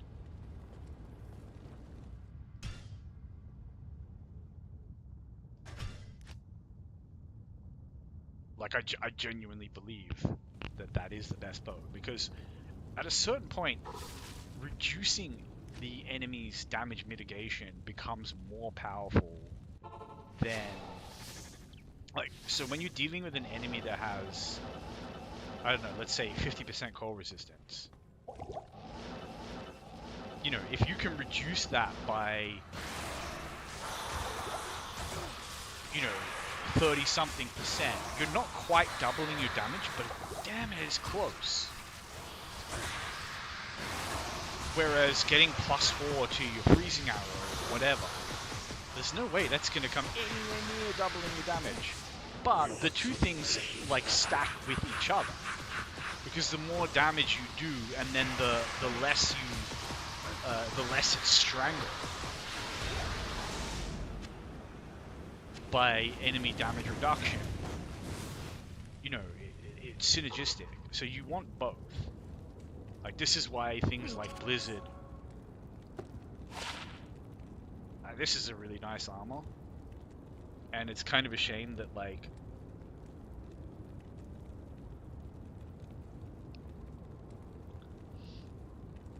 I guess it's kind of like a safer version of Rattle Cage, in that it's giving you a nice unique damage mod. Yeah, we want to keep amethysts. Yeah, so it gives you a nice unique damage mod, but it also gives you life leech. So, you know, if you're in one of those positions where you you can't kill a freaking boss. You just need some damage to kill something. You just can't kill it. Items like that can, on a mercenary, or on yourself, you know, if you're a melee character, they can make an unwinnable fight winnable. Like a lister who's just out healing the damage you can do, for example. Suddenly you're hitting him with open wounds.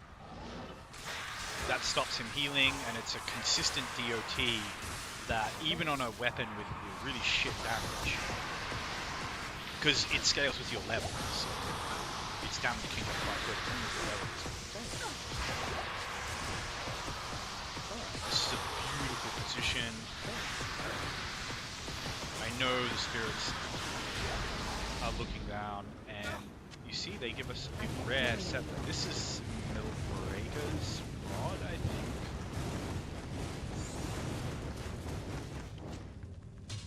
Yeah, alright. Which is alright. It's +1 paladin skill levels. If you combine it with another item What do you need? from the set, you get like a +1 lightning damage per level or something, which is pretty cool, especially in the early game. So what's this bad boy? +2 summoning, max damage, pretty decent resists. I couldn't make up its mind what it was. If it was a melee helm or a summoner helm. I wish Poison Dagger was good. Like, I feel like it's all risk, no reward, and it really should have a big reward.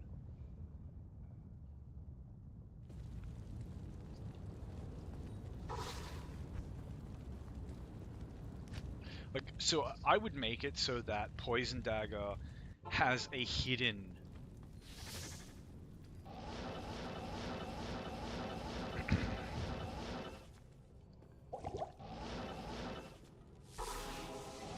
so I would make it so that Poison Dagger both like poisons for a very, very long time with high damage but like low DPS, and that it slows target. Then I would say Poison Dagger would have a really cool place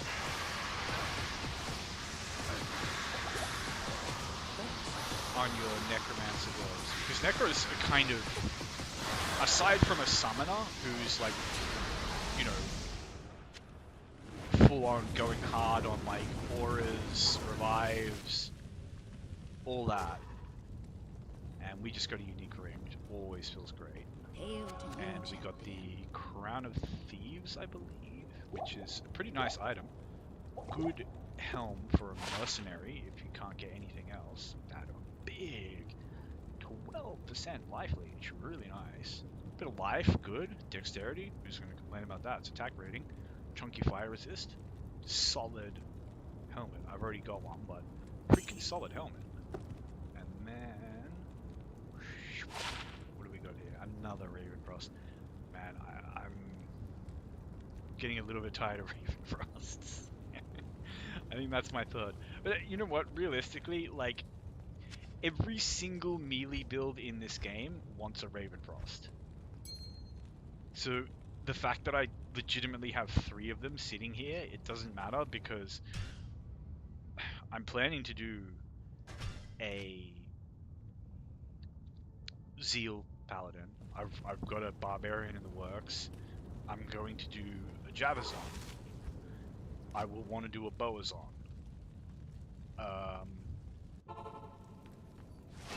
You know, that's just what I'm like thinking about on my plate right now.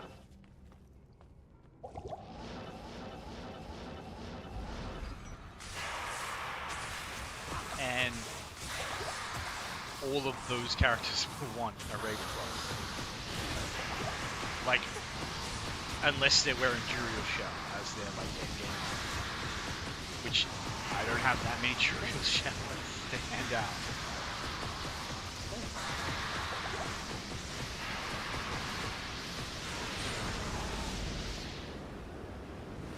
That's Natalia's? Or it's Juanin's again, I don't remember. Still cool to see. Juanin's Refuge, okay, so... What does this one... Okay, so I want to compare this one to the one in my... So 27... Okay, so it looks like that's fixed, 27. Alright, I'm almost certain I already have one of them, but I'll hold on to it just in case. We're really not filling up the stash on this What run do the way you we were in need? the last one.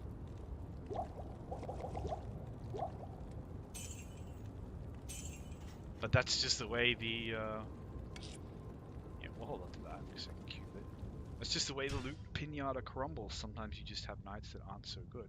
And I'm coming up on the 2 hour mark where I will take a 5-minute break, go smoke, refill my drink.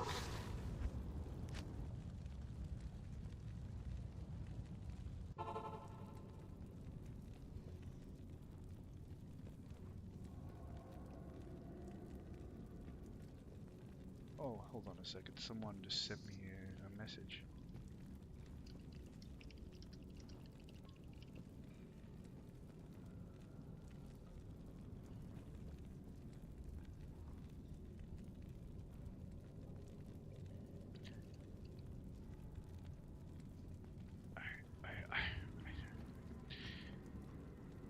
I'm a little bit confused.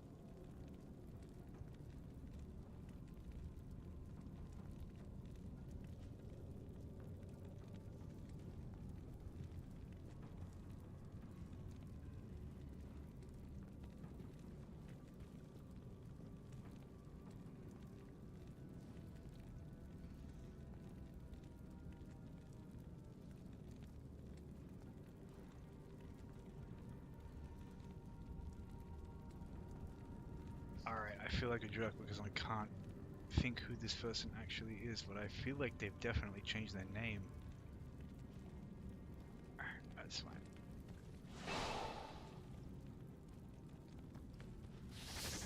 I'll take another look after this run.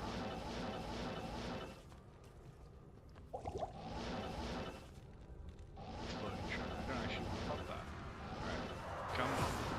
Yes, right into the center here. We must appease the loot spirits.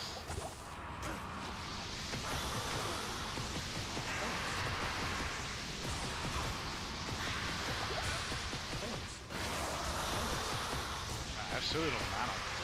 I only put one row of spots. Alright, he's gonna die. And... Okay, what the heck is that? Oh, Silk's Invicta, alright. That got me like hyped. I was like, wait. Is that Tyrio's Might or something? I didn't even think Tyrio's Might can drop from Mephisto.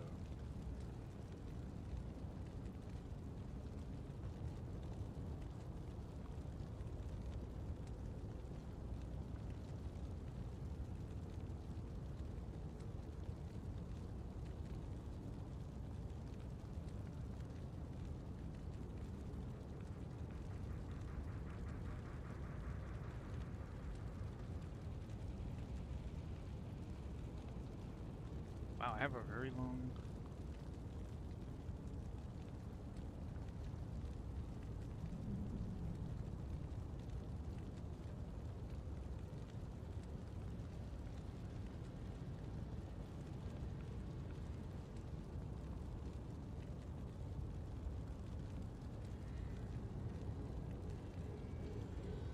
message history with this person.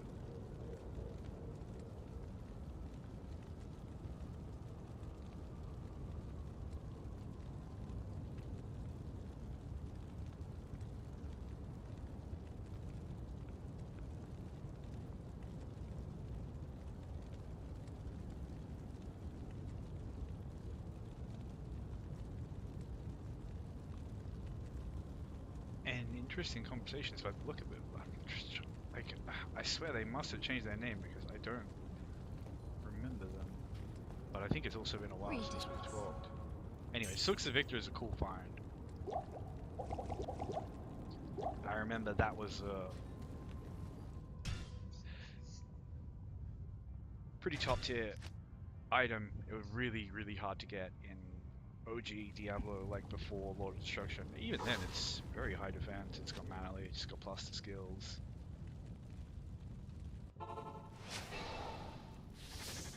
It's pretty freaking nifty, but I already have it. And it's one of those armors where it's like, I mean, yeah, in normal, I suppose, if you just want to bully normal, you don't need to worry too much about resistance to normal.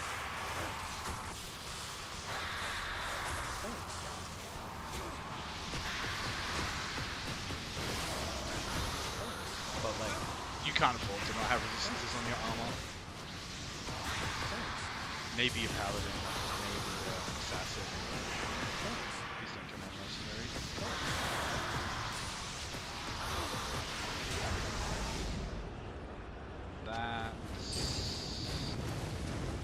That's Kidamil's Wall, I think.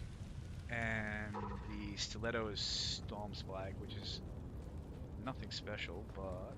What do you need?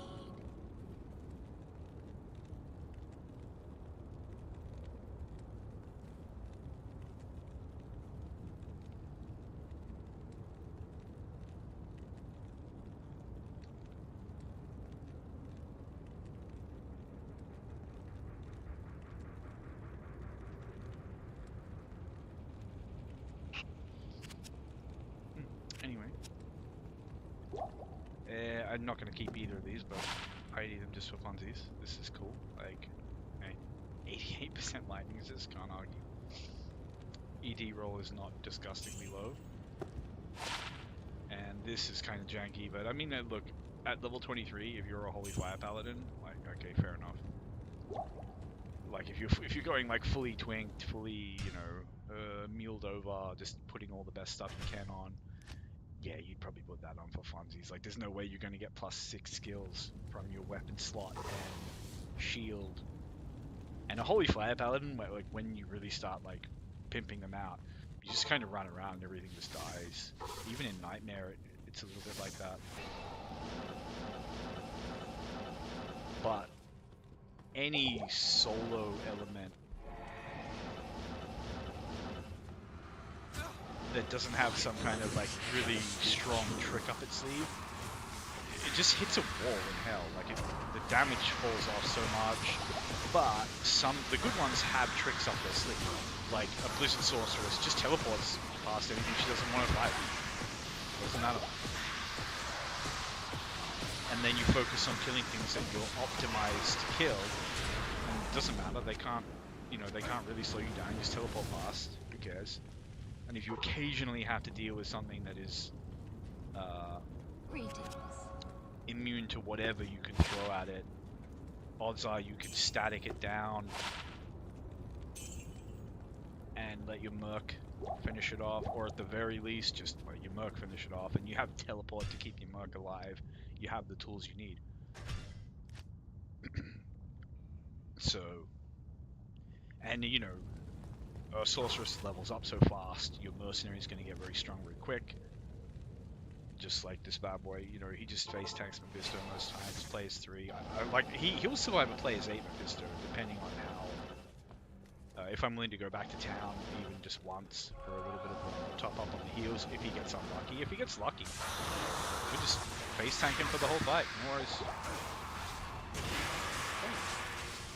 A lot of it is getting in the quick slow in.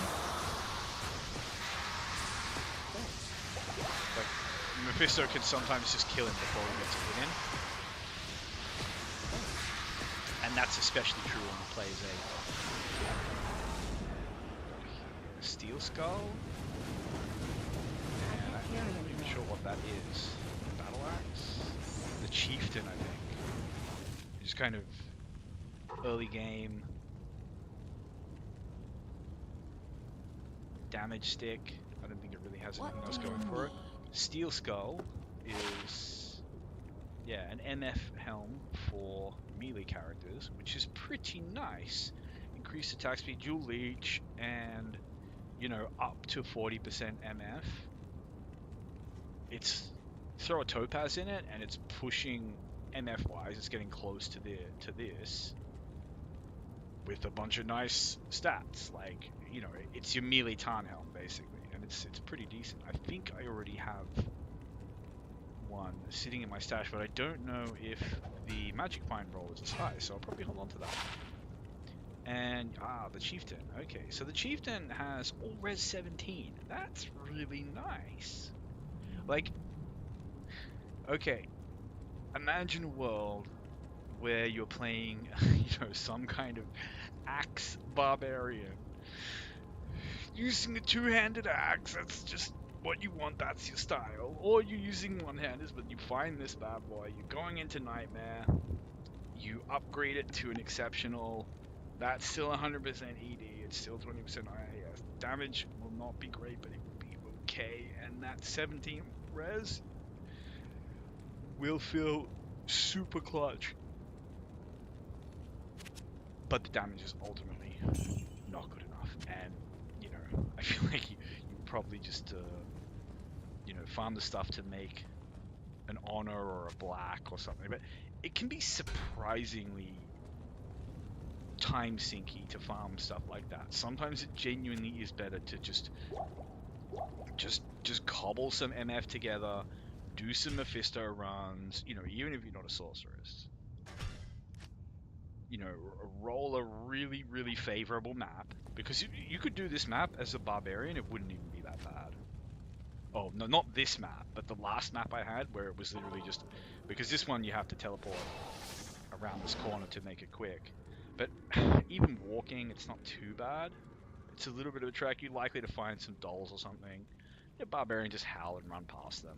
But you could get a even better map than this, where you would be at the exit as fast as I just teleported to that exit, and then from here, you know, you're just doing your standard run past the council, leap the moat, leave them on the other side, and then have your little 1v1. With Mephisto, you probably wouldn't be able to do it at players 3. I mean, on Nightmare, I don't know why it takes so much damage there. I just wasn't looking at my head there. It's too busy talking.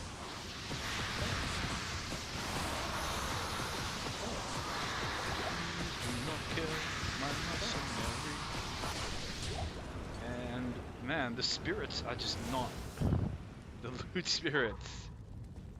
I don't know. I've offended the loot gods. I don't know what I've done. I have to atone somehow. Maybe I need to go to Lower Kurast to atone. Maybe I need to kill Andariel a few times. I don't know. But as I was saying, so you could do Mephisto runs with, you know, even a kind of moderately geared barbarian in Nightmare. In Nightmare, you'll find stuff like Steel Skull, Ramp Games, Not enough mana. Bone Snaps, you know, whatever. Like, you'll find stuff that will be good. And arguably, potentially, you could, depending on, you know, everything depends on RNG, but it could be quicker, and the results could be better than just trying to cobble together an honor, right? Because, like, what's the point of making an honor and an exceptional base? It's 160 ED, like an honor or a black or something. It only looks good in an elite base. And how do you get an elite base if it's not being muled to by someone who can do Hell, Kurast, or whatever, cows or something? Maybe Nightmare cows? I think elite bases can also drop in Act 5 Nightmare. But you're not going to target farm that. I really need a map.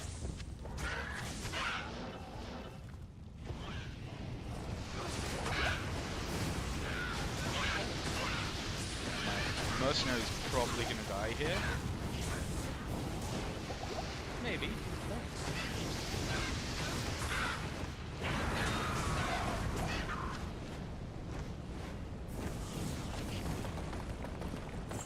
I can't carry anymore. But yeah, maybe we'll do some Andy runs now. That wasn't too slow. Getting there was a bit of a pain, but it's sometimes nice just to play with a different drop table. Or do both. So I grabbed this just on the thought that like, okay, maybe I do, or maybe I will want to do some Andariel runs, and I'm curious about that.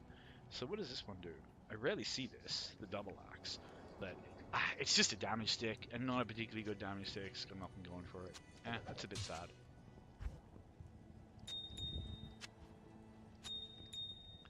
And yeah, I should be cubing some of that stuff up, but yeah, I'm gonna try the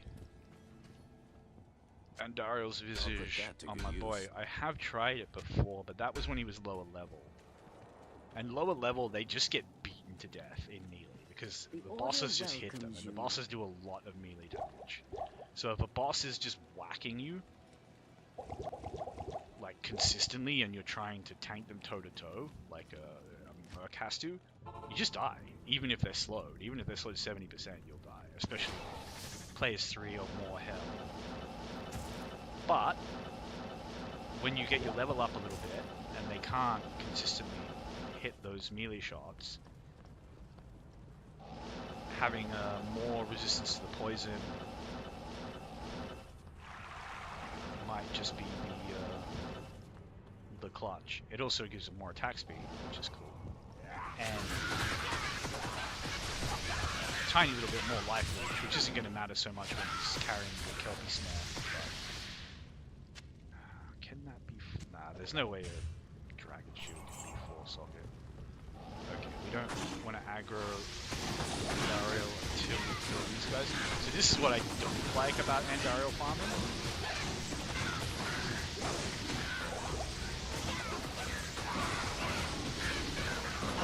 Like, look at this, she's already here, and this is just a horrible mess.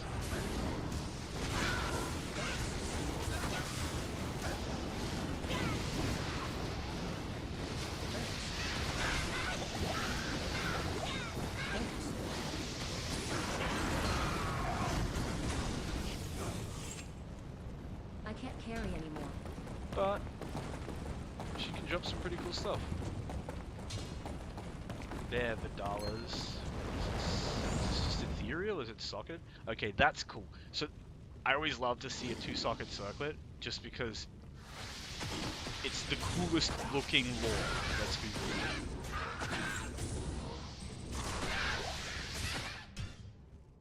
But yeah, the Andy runs are relatively quick. He seemed to tank her relatively well with the mask, especially because I'm trying to kind of carry him out of just face tagging her until, like, I want to get them to get that one poke in just to get the initial slow on.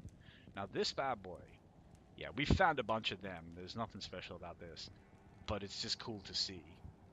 And then this Skewer of Crinets, yeah, that's, even in the early game, that would feel kind of meh. Well, no, it wouldn't.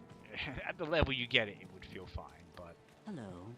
you know, it's not like so there are early game weapons that, like Crush Flange or something, that realistically can be used end game because they have mods that are so strong, or like that halberd I showed you, the one that has open wounds and like 50% slow and reduced damage and the woe stave.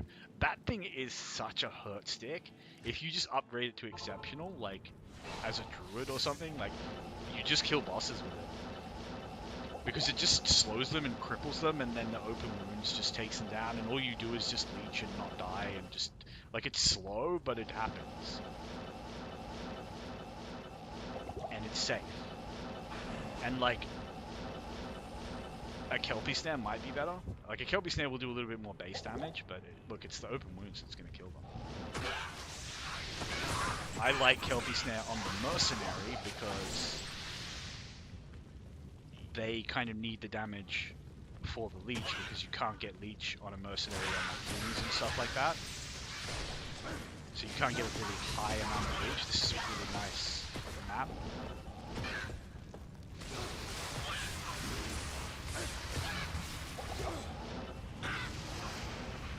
There's like one fallen blocking the freaking fireballs.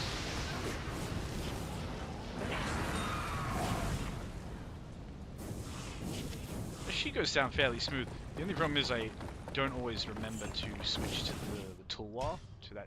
But like I have like 500% MF even on this Because it's not like Oculus gives you nothing. Oculus gives you like, I don't know, 40 or 50%. It's really good. Good day. The toolbar just gives you like an extra 40, 50. So yeah, it's nice to do the change to swap if you can, but I'm not going to beat myself up about it. But Andy's going down pretty smooth. Can't complain. Now, I would really love a terrorized catacombs or a terrorized druids. It's the dream. I've only had that happen once or twice. And I still can't make up my mind whether it's better to go to Nightmare and farm them like super fast and super safe, like Players 7 on Nightmare, or to kind of do slower runs, Players 2, or maybe even using the Players 3, the Player 8 trick on Hell, but it just being like slower and a bit sloppier, and you know, your mercenary dies more and stuff.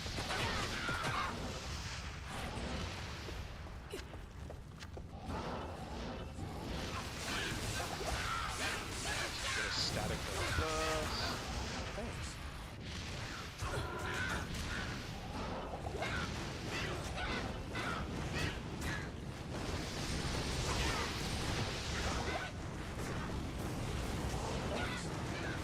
Just let the Hydras have their way with her.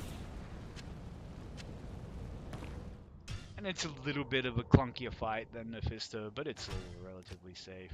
To be honest, it's probably easier to keep your mercenary alive against Andariel, because once you just lay down the Hydras, then all you need to worry about is potioning and positioning. But Order welcomes you. the fight gets difficult based on the ads. We've got one of them, obviously. And that's what can really mess you up. It's also what makes it, at least for me, with my current setup, kind of impossible to do Andy on Players 8, unless I just want to like randomly be like, oh well, I just can't deal with this throne room, reset. You know, because there's 2 boss packs here that are like Players 8 and they're immune to cold or something, like, and if I try to fight them, then it aggroes Andariel as well. And we'll do Mephisto, because I fat fingered. So let's see if maybe he misses us. Maybe we can make him jealous by like having a date, and like a couple of dates with Andariel, make Mephisto jealous, and then he'll give us some sugar to keep us.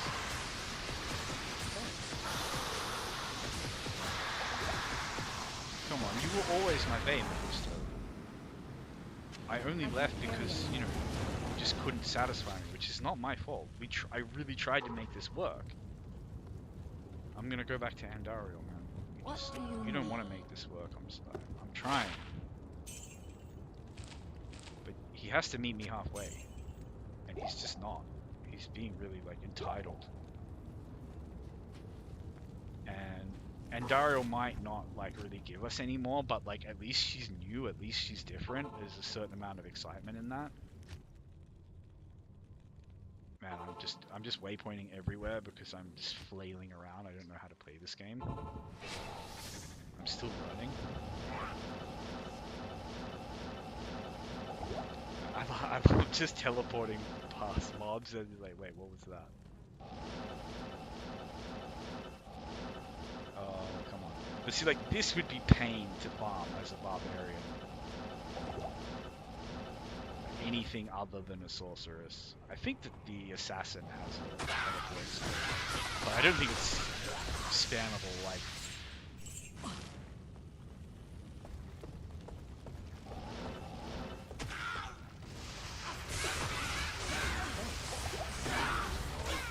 Yeah, please don't do that.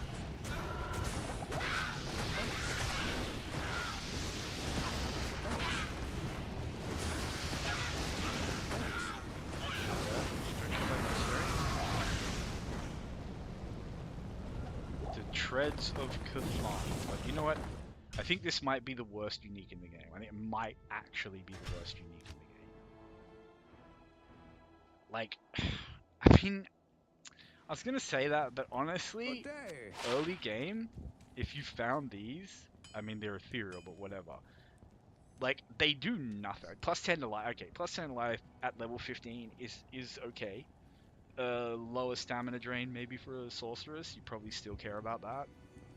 Defense first missiles and defense early game, it's not great, but it's not worthless. But the run walk. Okay, so I was totally wrong when I was like sassing that off. Like it's just look, you're gonna have better Good boots day. if you're going to mule boots to someone. You're gonna have better boots to mule to them.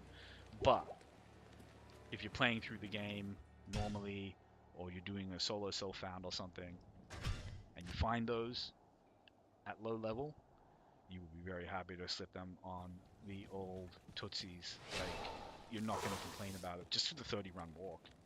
Because like so much of the early game, if you play the game like air quotes properly, right? Optimally, let's say. All right, it's not properly because properly is whatever is fun. Okay, but a lot of people find it fun to play the game in a kind of optimal, min-maxy sort of way. Everyone has different tolerances to how much they min-max, but you know, so we understand that a good chunk, particularly of the early game, is just running through areas. Like, because you don't want to be just running around fighting, you know, like really loose, dispersed mobs in the, you know, Bloodmoor or something, and these down here.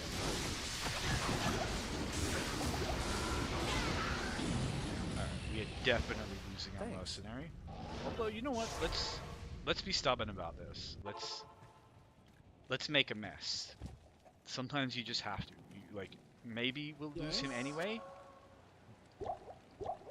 but let's just make her work for it. We'll make it painful for her.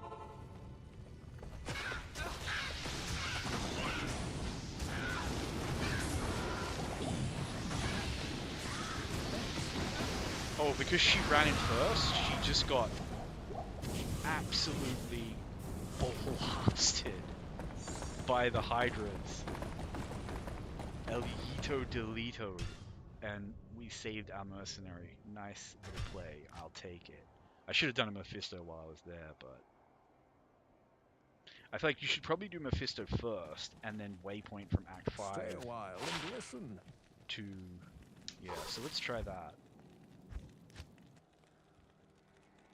I've got an item. I think I found a bunch of these. Nord's Tenderizer or something. But this is cool. You don't see this often, or I don't see this often. Not particularly great weapon, even at level 26. Poison damage is not amazing. But yeah, this bad boy with the level 23 enchant. I've got a couple of them. But I think this might actually be a fatter damage roll than the others have. I could be wildly wrong. But now what you would really want is an ethereal one with the self-repair. So I don't care that these drop a lot, because I can't. eventually I'll get an ethereal one. And this weapon would be a little beast if it were ethereal. And this is Seaverb's Cudgel, which for freaking level 9 Scepter, 8 to 127 damage. Not too freaking shabby. But obviously that's scaling with your level. And yeah, like I said, I'm pretty sure I've got like 2 of these. Maybe the damage roll is slightly better, but I'm gonna be real. If I use it, it's gonna be on a druid, and it's gonna be an offhand for the enchant charges. So, you know, I don't need it to have some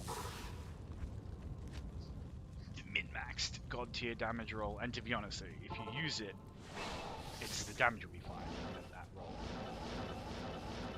Especially with the enchant. It's not about the damage on enchant, it's about the attack.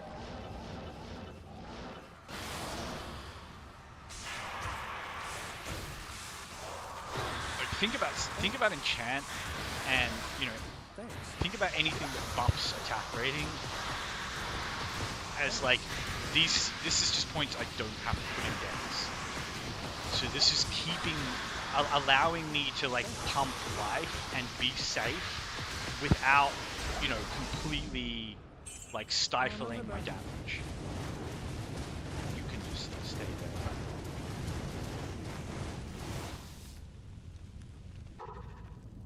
And that's what that sort of stuff mostly comes down to. Hail to you, champion. Because like, if you can just put all your gear slots into a particular thing, it's not bad. 300 damage, 120 ED, with some life leech, attack rating, but man, almost 200 strength requirement. Just, whew. Oh yes, that's right. Now, Andy.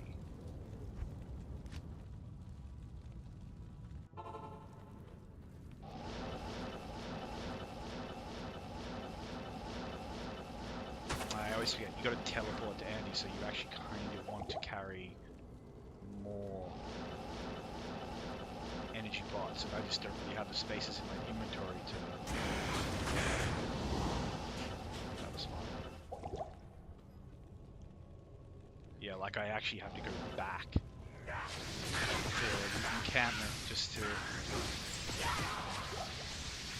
some mana pots. But let's at least clear out this side. Oh, she's already aggro. Is she Angie?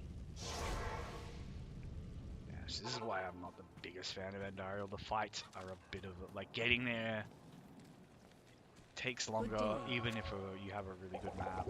Like you'll never be able to compete with the god roll maps you can get on Endurance, where it's like around the corner and 3 teleports and you're at Mephisto.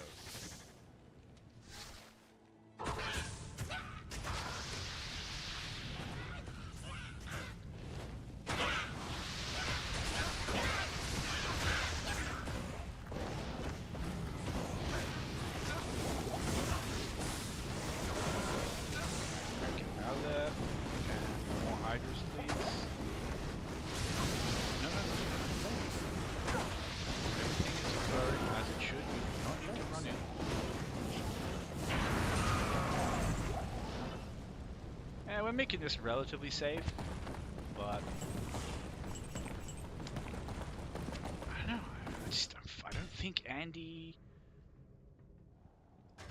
drops like Mephisto drops, but it could be some kind of confirmation bias, survivorship bias, or something where it's just like I spend so much time running Mephisto that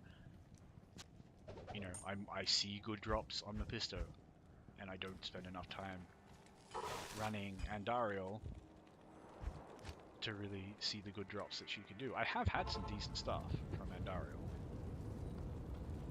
I think that's where I got my Tarn Helm, which is... It's not a great roll, that's why I'm not using it. I probably should anyway, but the thing is to make it competitive MF-wise with your 3 Topaz Helm, you need to use a Lazo socket. And I don't want to do that if it's not like basically perfect, because obviously the endgame MF helm is a Shaco with a Topaz, and that's going to need a socket. Not big deal. Like, I think I've used one at my socket quest. Yeah, I used one for my Oculus, so... Oh, I might have used one to make a spirit as well. But, look, if I desperately needed sockets, I could just run a character myself and use the sockets and then freaking feed that character to the shaft. I don't care. It could be fun.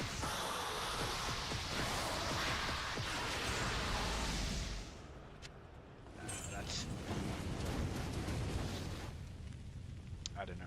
It's the one that gives fire skills, which is pretty cool. For the level it gives them and everything else. What do you need?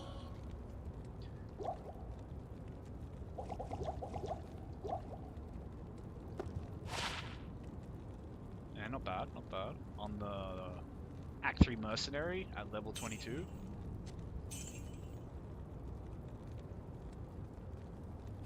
With a stealth and a lore and maybe shield for resistances or a shield for cast rate or something. There's a lot of options. Hell, even a rhyme just for resistances and MF. Even a freaking Mil Bragas, a really cheap MF shield on your Act 3 Mercenary. The Act 3 Mercenary is mainly there for enchant or static field if you go with the lightning. Or CC if you go with the cold. And the cold has way more reliable CC than the boson, the cold boson. But the cold boson... Oh, did we already do this? Yeah, we did. Alright. I need to do Andariel. I'm a genius. It's fine. I just grabbed some mana from my boy Ormus and Yes. we'll waypoint to Le Catacombs. And a wild Andariel shall appear. But yeah, as this, what even was I saying? I've been just yapping for so long. I have so much energy because I haven't been able to get out of the house. It genuinely makes me like sad and depressed. Okay, there, but that's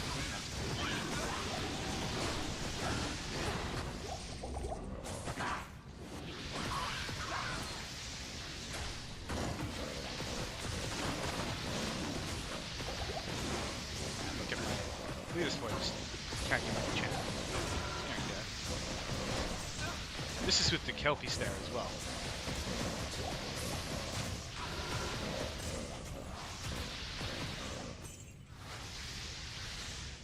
Man, those zombies are tanky little shits, but I don't mind as long as they drop potions.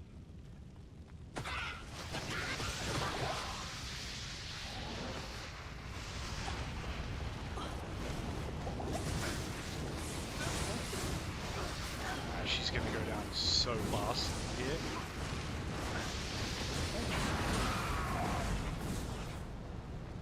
Okay, that is Visceral Taunt or something? It's Sorcerer's Shield with +1 to skills. It's kind of redundant because of the Lidless Wall, I think, which is the exceptional Bone Shield, which gives + to skills and Yes. faster cast rate. But I suppose this is a little bit safer because it gives you a lot of block. Out of curiosity, how does it compare to like the block on Rhyme? This is literally just a regular ass large shield with nothing special on it. Defense, chance to block 8%. Yeah, and it's gonna be 10%. Okay, so the chance to block is meaningless. It's just a it's not terrible if you found it, like, you know, solo self-found situation. You would certainly use it as a sorceress, and you'd probably be pretty chuffed because you can't get a spirit until, like, hell, and you can't just, like, you can't just be like, oh, okay, well, I'm gonna go farm a spirit. The only way to really easily do that is to farm a Monarch or something and then have Lazarus socket it, and it requires a crap ton of strength.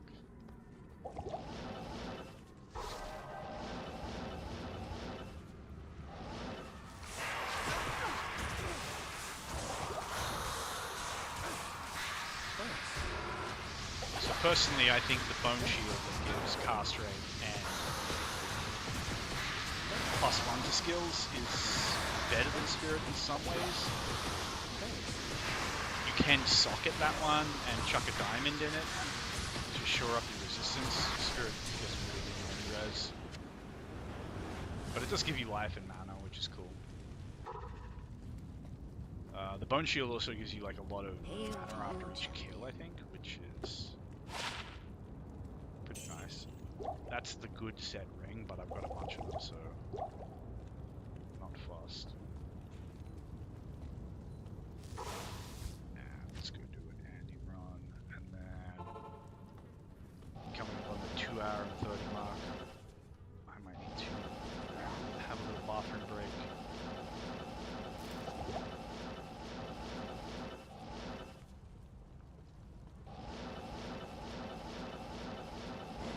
I'm so bad at teleporting through here. Like just knowing the distance of the teleports is something I just really need to get the hang of.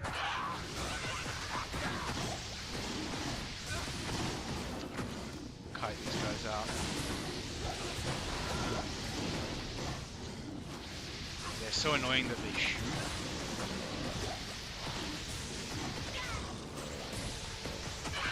Rare oak guys. I am overburdened.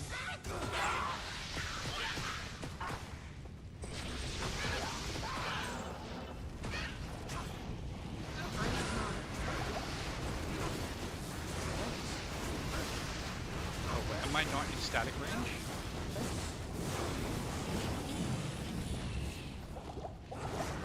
Thanks.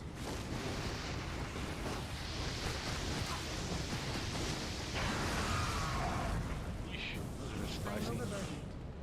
And that is snake court or something, which is like legitimately terrible as far as I know. Oh no, it's Night's Mode, which is cool.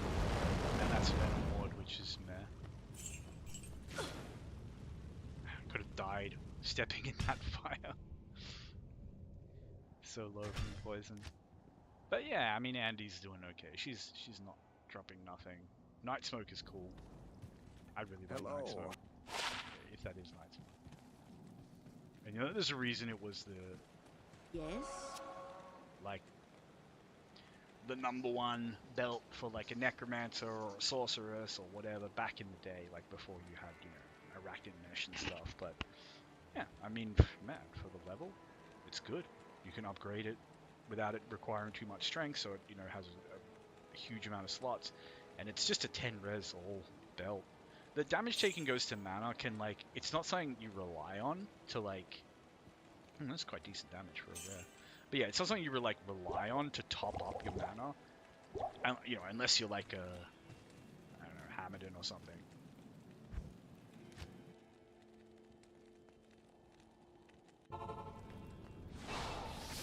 But for a sorceress in particular, it's one of those things where it's like you could be in that like, you know, you're going to die otherwise situation where like you've been bombed. You know, your mana is already low, Thanks. and you're going to die. You can't teleport away, and you either have a full juvie or you just took damage and gave you enough mana to teleport. Like, can potentially save your life. Alright, we just need to Thanks. get my boy some space. I love like the slow. Like I misplayed that. But he genuinely was like one. Oh. Okay, I was just talking about how this weapon is not particularly good, but holy, what a nice drop. What So do maybe you this is need? the key. We need to play Mephisto and Andariel off one another. We need to be toxic. Because this bad boy is the Hellslayer. So level 19 Fireball. That's no joke. Like, that's a good chunk of AoE fire damage. 10% of your hits. You know, then we've got this, like, just obscene damage roll. 100... 364% enhanced. The 264 is only on the max damage, which is, yeah. And then it's got a huge chunk of fire damage on top. 44 to vitality, 44 to strength. I've got to make an axe barbarian who just swings this bad boy around. Come on, how can we not? The only problem is then it's like, so this is what I say, like, it's so frustrating. Like, this is not a druid weapon. Like, do you know how slow this thing is on a druid? It's painfully slow. Oh, this is a nice little... This is quite a sexy little rare jewel. Like, what the hell? Come on. The Decapitator was enough, but I cannot complain. But yeah, this is not a druid weapon. It's so... I used to have it on my druid. And IK Maul killed things faster. Because, a druid with an IK Maul is a freaking blender. With this, his fury is like womp, womp, womp, womp, womp, womp, womp. It's so slow. And the added damage just doesn't make up for it. You're certainly not going to use this on a freaking zealot. Like, paladins are literally designed to play with a shield. And it's slow as hell on a paladin anyway. So what are you going to use it on? Again, a berserker? Like, A berserker does not need this much damage, and a berserker needs defenses. The only barbarian skill that genuinely synergizes with, you know, the big two-handed weapons, because it benefits from their range, and it can compensate well for low attack speed, is Whirlwind. And Whirlwind does not work with so much stuff. Like, Whirlwind is deliberately nerfed because it was OP, so it doesn't work with things like, you know, like cast a fireball every 10 hits. It just doesn't work with Whirlwind. Like, it doesn't do it. And it's so painful to see these, like, weapons that, like, the only person I can think who would want them is a Whirlwinding Bard. Like who else wants that? Like I said, you might think a Druid would want it, but unless they change the base, like, swing speed of weapons for each class, I can tell you that thing is not going to swing. That's not going to go hard. It's worse than just IK Maul. It's consistently or considerably worse than something like freaking Ribcracker. Which, like, if you can upgrade Ribcracker to elite base, I think it's the best damage stick a Druid can have. Like, it's 60%. It has like 50% IAS, 50% crushing blow, like disgusting amounts of ED. The base damage is busted.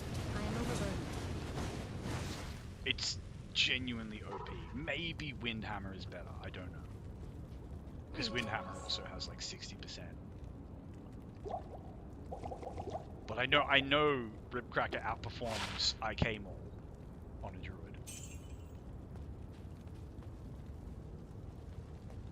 Like, certainly, I mean, if you upgrade it to elite base, it easily outperforms IK Maul. Also, I didn't actually check that bad boy, but that's, it's kind of bad, but whatever. We'll go to Andariel now. Oh, hold on. I am at the 2-minute mark, and we did just get a pretty nice drop, so I might just pop up this little BRB screen and BRB because I need to use the bathroom.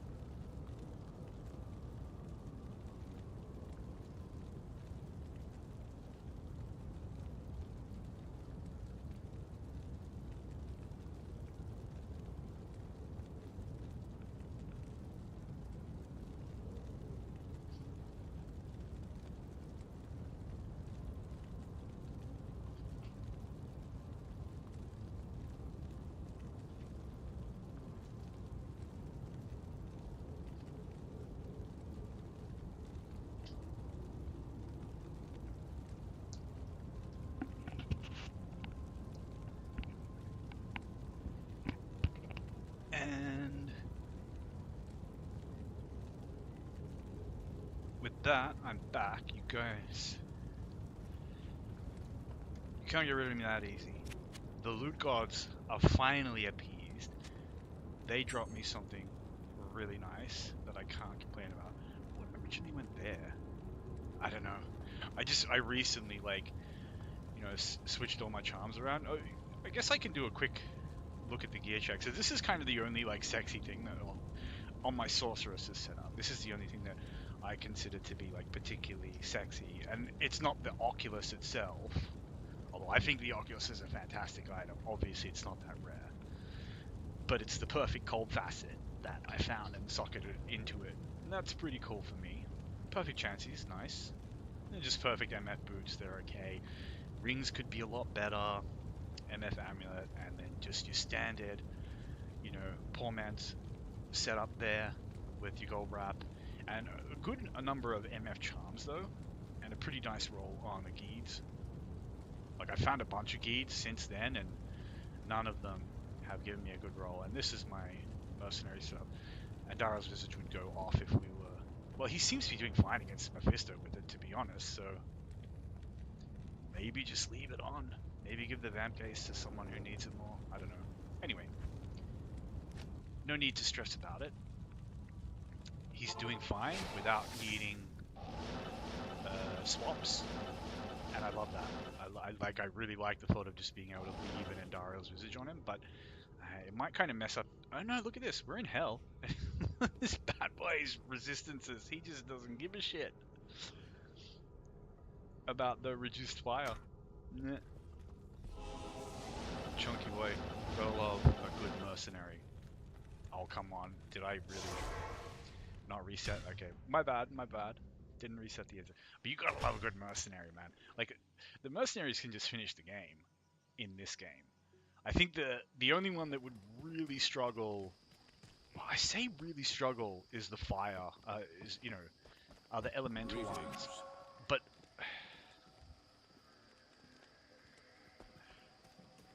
like, imagine you kind of went through as their cheerleader, like you were, I don't know, playing a paladin or something. I feel like a necromancer has to be the best to play with a mercenary, because you can terror stuff if they start to overwhelm them. Decrepify just makes like so many fights just winnable, because the like, can you imagine if this guy was decrepified on top of this? Like, it actually just breaks. He literally would be able to do nothing. The mercenary could have a toothpick and be in his pajamas and still win the fight, you know? My mercenary is not going to win this fight by the look of it, unless he gets lucky. But looks like he is getting lucky. Maybe that's actually why he is struggling against Mephisto more so than I had noticed, but it's okay, I don't mind.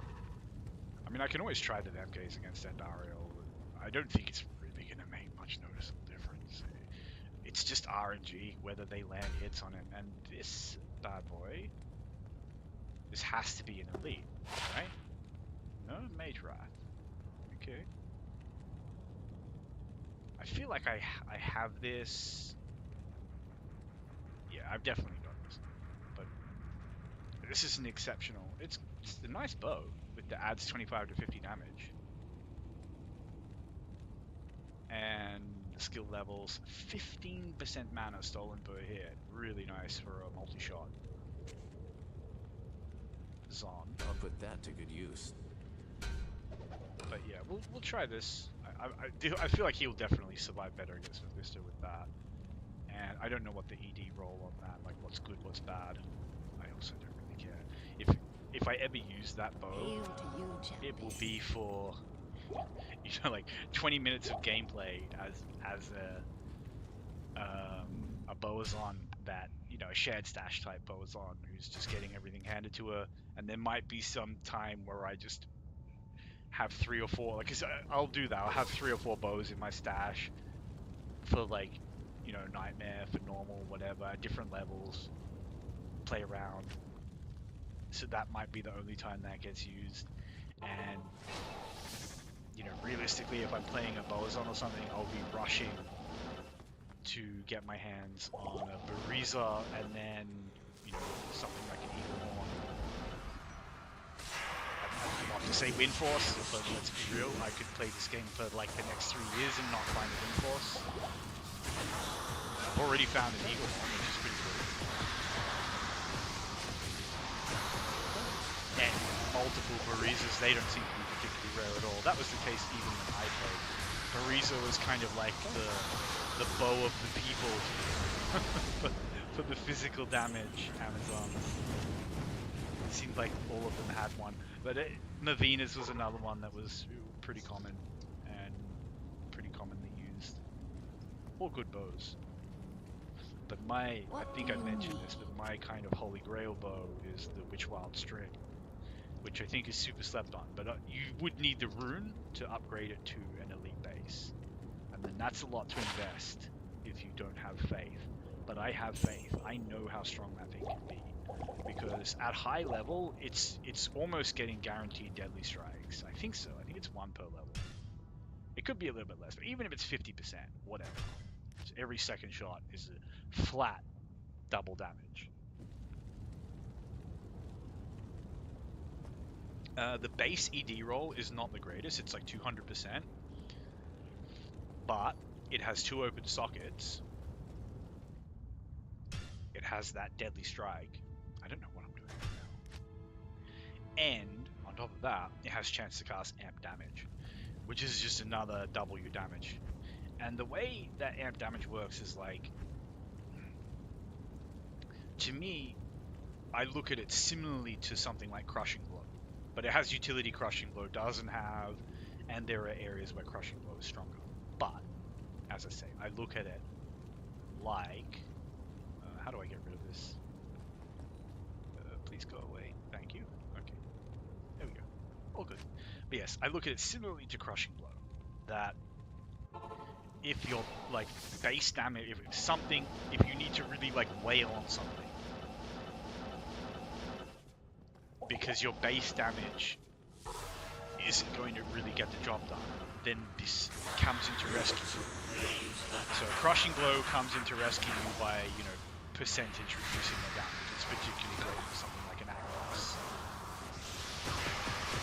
Amp damage comes into rescue by just flat doubling your damage output.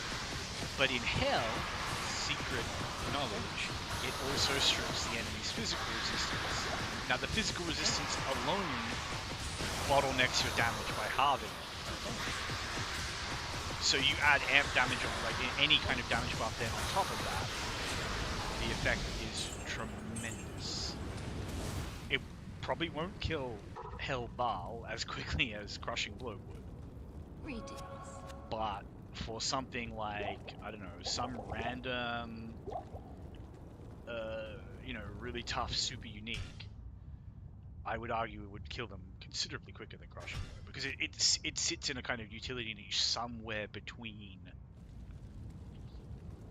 you know, normal damage and then Crushing Blow. It's not as strong as Crushing Blow on the things that are super tanky, but it's stronger than Crushing Blow on things that are, you know, just very tanky, that are going to tank enough hits to have the curse procced on them. But with something like a multi-shot Zon that has Pierce, you just constantly amping damage. Like it's literally constant. Because you're hitting so many things with that 5% chance. Like you go into the Cal level or something, and I'm telling you, like I'm 100. I have very clear memories of like just bullying the Cal level with Witchwild String, even on Hell, even with high player counts. And I never had a Wind Force, but I have used Eagle Horn. I have used Cliff Killer, I think is another really popular one, or is it Gold Strike Arch? I can't remember. One of them. No, it's Cliff Killer. Gold Strike Arch is damage to undead. But yes, so I have used some. That is So this is Blood Tree Stump, which is a really nice little damage stick for mid-game for a barbarian.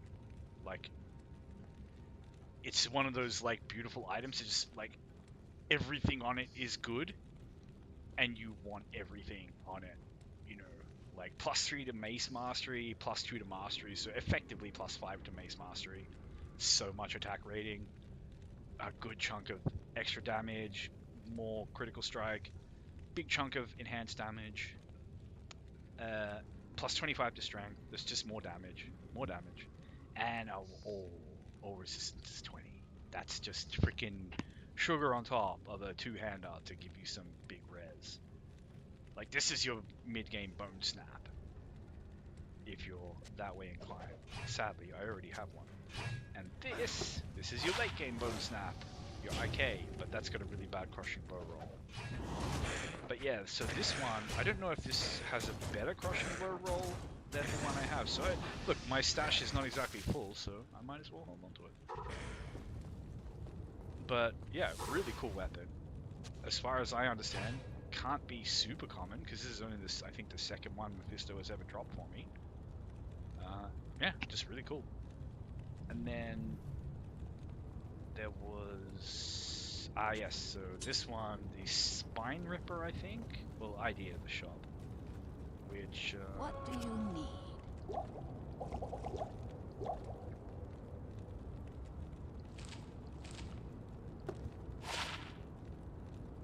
pretty cool. Plus the Necro skills, lots of ED. Like, you wouldn't notice because it's an entry level exceptional base, so the base damage is kind of, you know, janky. But like, if you upgraded this to a bone knife, I understand that it's very expensive rune wise, you would see how much ED that is. It's huge, and then it's with adds 15 to 27 damage. Like, this is a hurt stick on an elite base. But what does the Necromancer want with ED? Like, I don't know.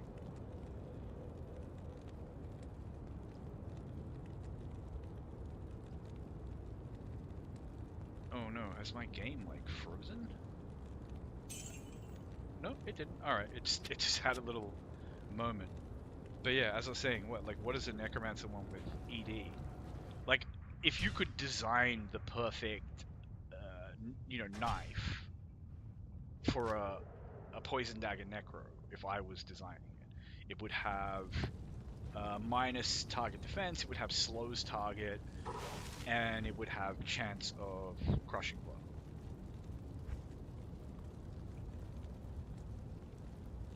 And, you know, any other good melee mods that you want, like attack rating and attack speed. Maybe a teensy bit of mana leech, I don't know. Like, we're already talking about an item that's like comically overpowered, but realistically, you know, we're talking like, I don't know, maybe 10% crushing blow, because it is a dagger.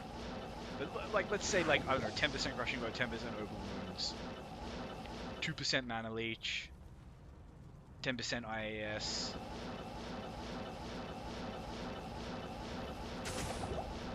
Like, something like hit causes monsters to flee, irrelevant. You have terror.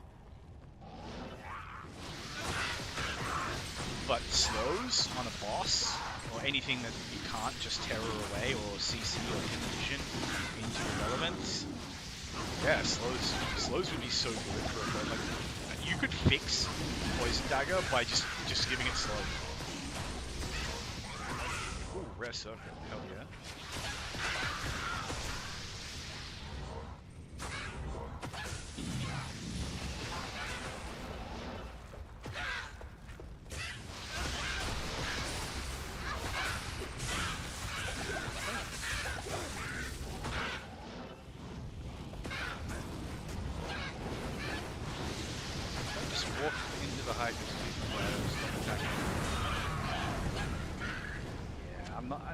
I feel like the time it takes to get to her.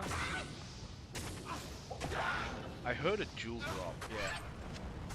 I'm telling you, I have the ears of a rat for something. Jewel and a Grand Charm. That made the run worthwhile. Well, getting to ID them is what makes the run worthwhile. But as I was saying, Poison Dagger. If you gave Poison Dagger, The Order welcomes like, you. you make it so that the poison, like, as long as the poison instance is on them, they have slowed target. And then you make Poison Dagger, like, lean into, like, what is weak about it to make it strong. So the thing with Poison Dagger is the more points you put into it, the longer it lasts, the longer the poison lasts. Now that's a downgrade, because it's essentially lowering your DPS. Like, to some extent.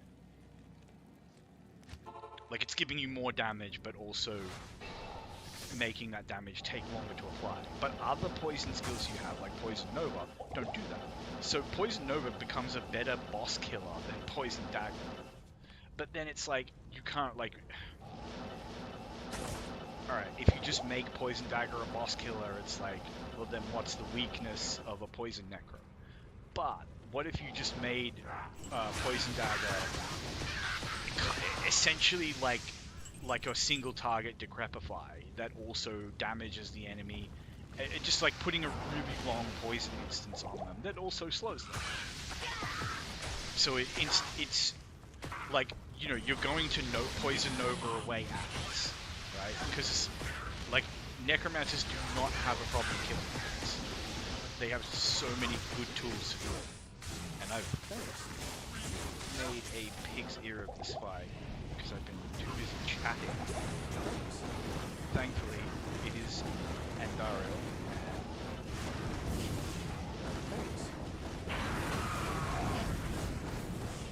Ooh, Butcher's Cleaver. Alright, I'm happy with that. But yes, as I said,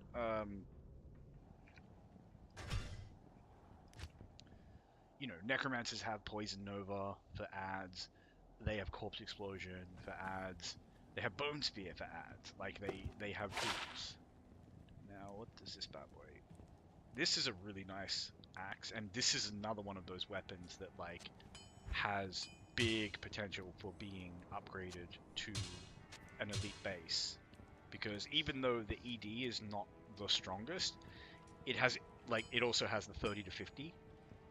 And it has big IAS, really nice, and Deadly Strike, and Open Wounds. It just has so many strong mods that, like, the kind of not too impressive elite, like, swords and other one-handers and stuff, like some of the ones that you've seen that have dropped for me, like the scimitar and stuff like that. It would compare with those, and arguably better. Probably be better than quite a few of them. I think if you put Butcher's Cleaver on an elite base, I would rate it up with elites like Lightsaber or Baroness Star. But even in an exceptional base, like I'm using it right now on my super twinked melee whirlwind barbarian, and like it's killing very, very comfortably on players 8 Nightmare. It is obviously going to fall off the camera, but assuming you play players 1, it would kill fire on player 1. On the exceptional base. I'm like level 50 with that. And the funny thing is, that same barbarian has one of the better axes as just like a general hurt stick in the game, which is called the Minotaur. That thing does a chunk of damage. It has like 50% crushing blow. It's a real boss killer. Like, it's huge amount. Whew. Okay, that's a lot of ED. If this were an elite base, like this thing would be doing chunk of damage and has decent mods all around. I wonder how you upgrade a rare. And it's gonna cost mid-high runes, I would assume. If I remember correctly, it's like a Pull rune or something. Not worth it just to look at something. But yeah,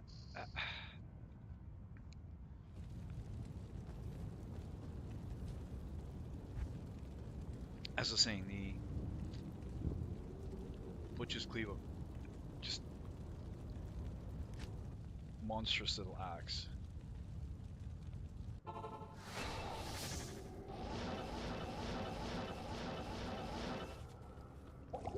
I think for one-handed exceptionals, I'm trying to think if there's anything better. Like Ginter's Rift is Head Strike and Butcher's Cleaver are probably the two best one-handed exceptionals. Maybe the Atlantean. I think that's the Paladin sword, and that's, you know, specifically for a Paladin as opposed to skills. Ow! Man, why you gotta be a jerk? Just let us mom you. Cool. Greetings. But yeah, super happy to get a Butcher's Cleaver. Always a nice find. And now we go pay Andariel a visit.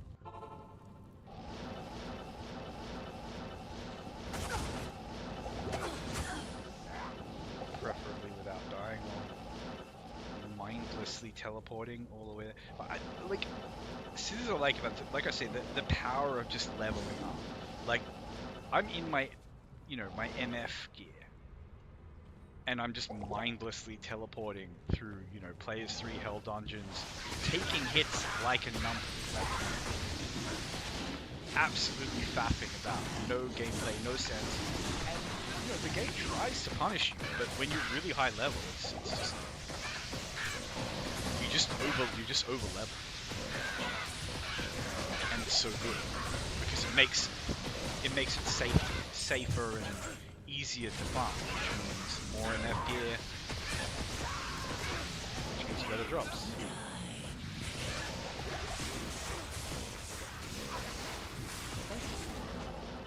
That ghoul is going to, like, annoy me.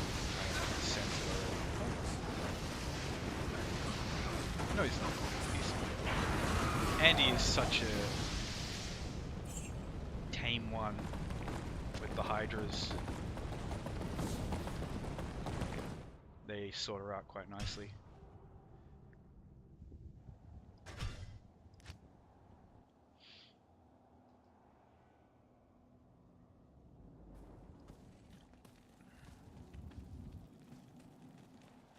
Yeah, I don't mind starting in Act 1, the shop, but it also depends, like, the waypoint can spawn way further away than that. I don't even know what this is. I think it's Hellclap or something. It's nothing good, but I just wanted to look at it. Okay, Storm Strike. It has piercing attack, honestly. Even at level 25, as a Boazon, I would not complain about that. It would be okay.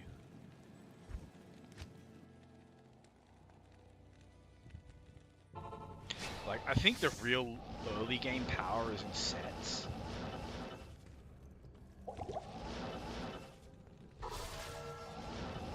There are a couple of uniques, you know, but you may not even, like, if you really want to, like, you know, just be a shit and, like, have the most OP stuff and just the most fun, like, squashing the early game under your boot. Like, it'll be some combination of uniques and sets, because you want set bonuses like the Death's bonus or Saigon's combo. You want the Angelic combo. And you, in theory, yeah, you could have all of them. What do you need? So you could have, you'd have to use Saigon's shield at that point. So what is this? Scutum.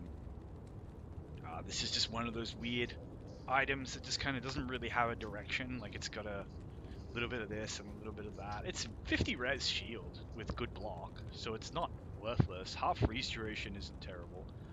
Like, on a paladin or something, maybe, if you were hard up. Oh, the Nokazan relic, man, come on. Still, unique amulet, like, the excitement is real when they drop. I need an upgrade for my Maras that dropped earlier. Like, I'm not complaining about the stats on the Maras. Like, even the lowest rolls are so good. But I'll take an upgrade. But the other thing is, like, why, like, upgrade my Maras for what? Like, the only thing this sorceress has to do now is this. Kill these two and level. And leveling is just to make killing these two faster and easier. And, you know, maybe with, like, real endgame gear, it might open, like, Sunder Charms and stuff. And then I could potentially stack into just, like, a solo channel, sorceress, you know, solo element. And be really high level and just go stomping around in, like, you know, some extremely, this is Saigon's? Yeah. And just go stomping around in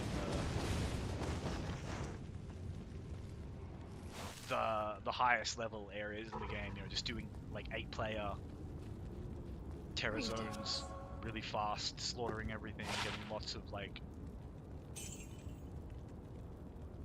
stuff, like the, you know, trying to farm for like the genuine holy grails, like the Tyrael's Mites and the Azure Rat, things that are only gonna drop where you have like, what is it, level 90 plus areas like the pit.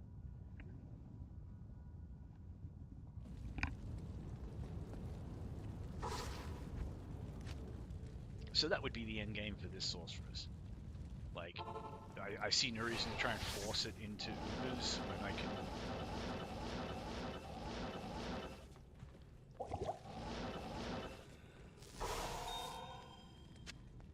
take a paladin.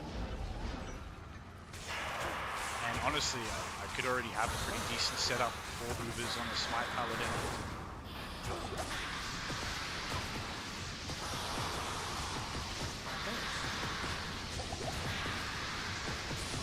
The Call to Arms would be really good to have.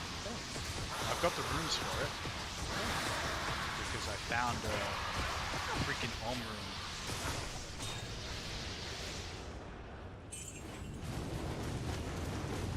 Like the first night I did Lower Kurast, the first time I like did a proper Lower Kurast farm, I spent a couple of hours doing it, and yeah, just boom, right after that, found an Om rune, really nice.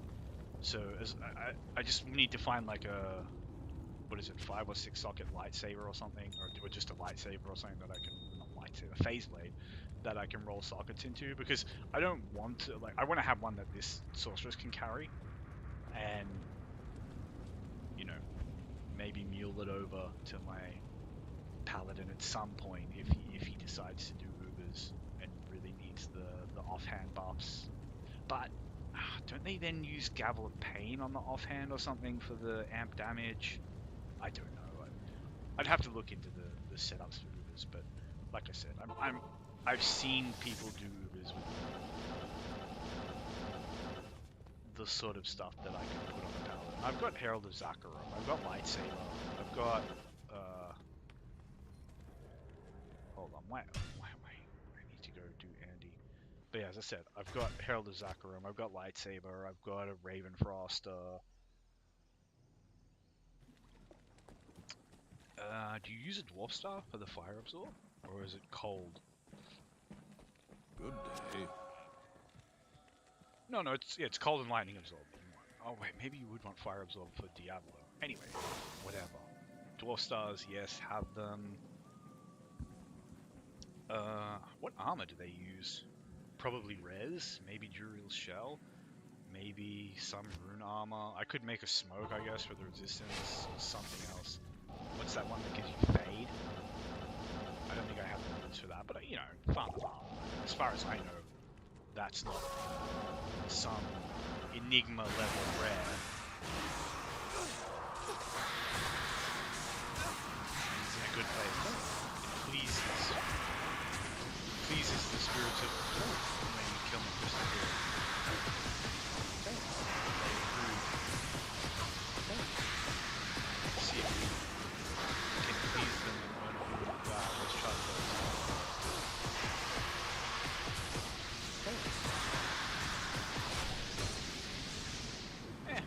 You know what? It's gold. I love lava gold drop. I'm pretty sure it's... What is it? Silkweave? Hail to you, champion. It's Silkweave or Marowak. Both of which I have. Yeah, neither of which I put together. I think Silkweave is just bad pair of boots. Like, I don't know. Maybe on a melee character who can't leech? Like a pure smiter or a...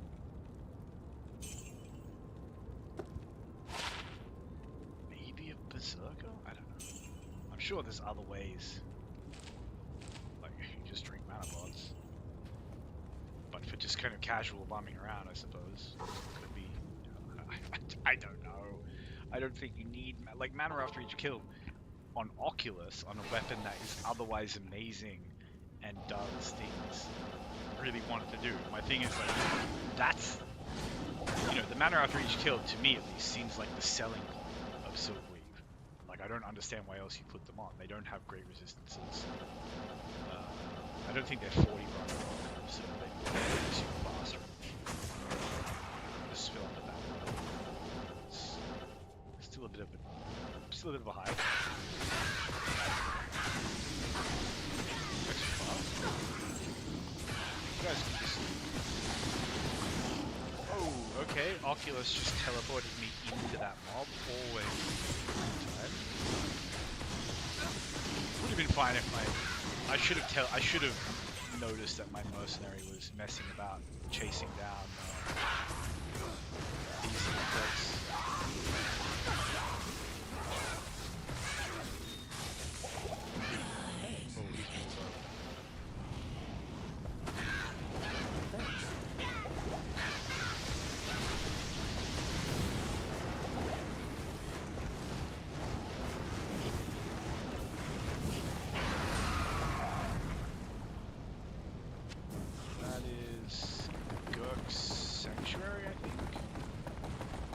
Check the movement address. I should check that, but I'm not going to.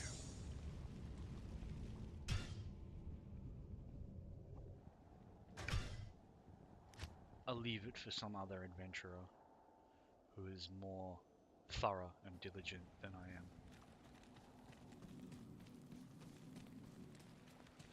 Greetings. But yes, Gurk Sanctuary. Oh, really low rolls. So you can get magic damage and magic damage reduced by 20 each, which, like, if you really go all in on just the physically number reduced damage, it's stronger than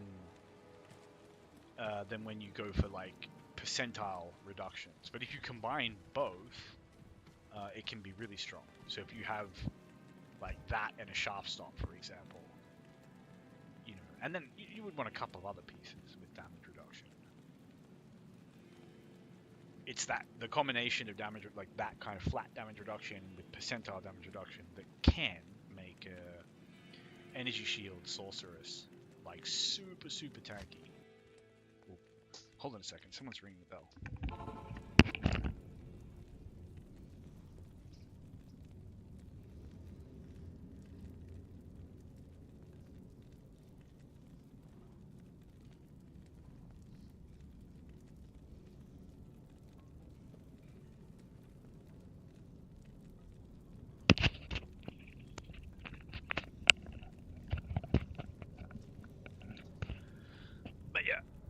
That's a really nice kind of mid-game defensive shield.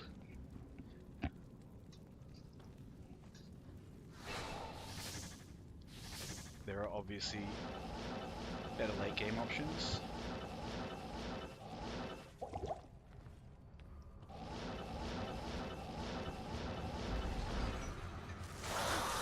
But it has what you want, you know, it's got block.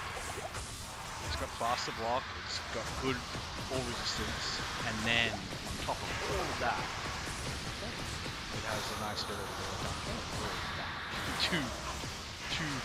two very important stats for the shield, like the reasons you own the shield to have those. This is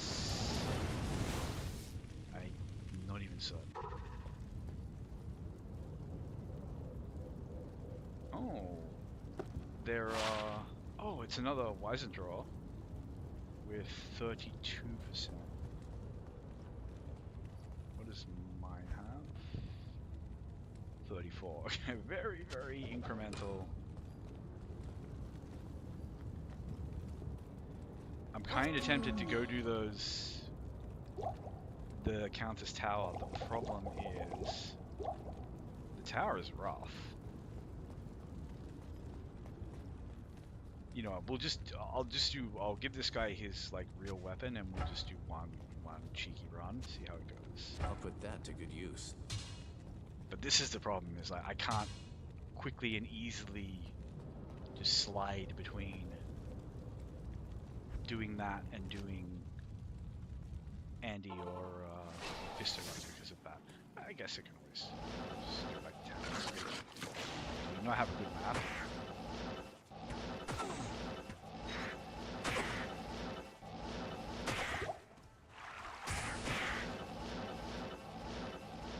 I'm so bad at actually just finding the tower.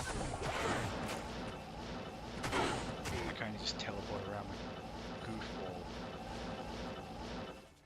Okay, which is like a Tumor. I'm trying, like, I do have an idea of like what the maps look like if you kind of zoom out from them, but I have to like explore enough of it for it to kind of take shape in my head.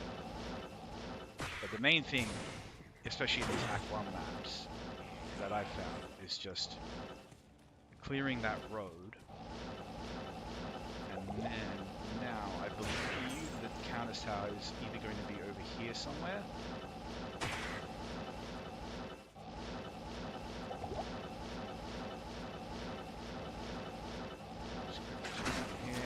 I think I'm kind of on a bit of a wild goose chase on this side, but that's just fine. You know, you scout it once, you farm it many times. It's that, you know, measure twice, cut once. Good day. You know, you scout your maps once, and that's done, and it's done. And then you make it pay by farming a bunch.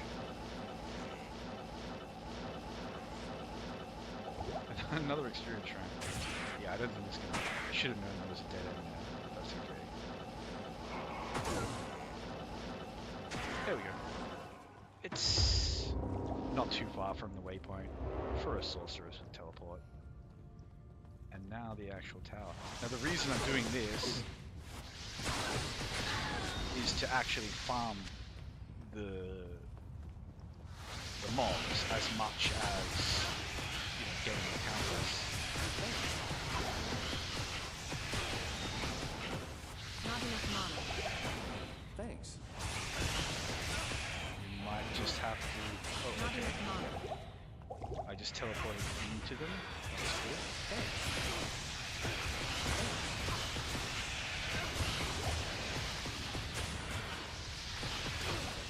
Thanks. But yeah, see, this is what... It gets rough, actually, like, trying to farm the tower. Because if you're not going to kill the boss mobs down here, then what's the point? Like, the Countess doesn't drop better wounds when she's terrorized.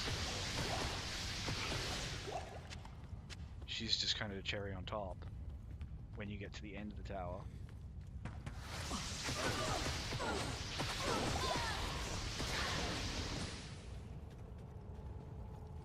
I probably have way too much MF gear to be doing this even a little bit safely.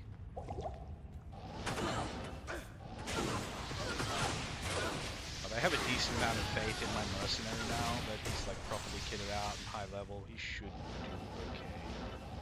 He's gonna have to pretty much single-handedly kill the enemies at the end of each run. And he has been able to do that in the past. I've definitely farmed the counters. This tower is confusing me.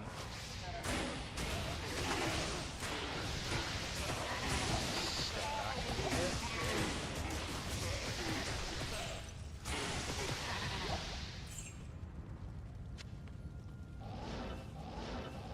Alright. Step back to the camp and grab some extra potions. Hopefully that won't be an every level thing. I don't think it will be. Greetings. But the actual contents of the tower are always RNG, so sometimes there are just extremely dangerous mobs that will just kill you. At the very least slaughter your merc, and you might just have to like teleport past them. They're not minions, are they?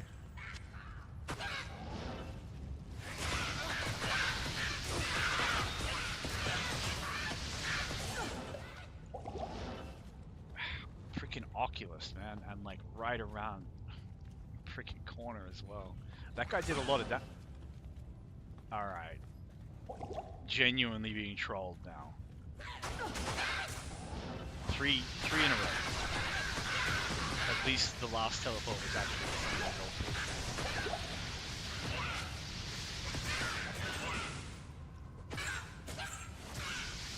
This guy's immune to everything I can do, but the mercenary just cleans it up nice and fast.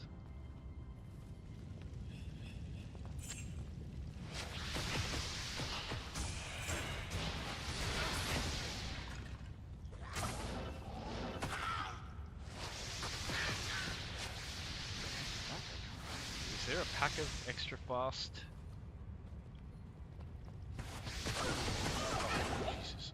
I didn't realize that was like a whole ass boss pack in there.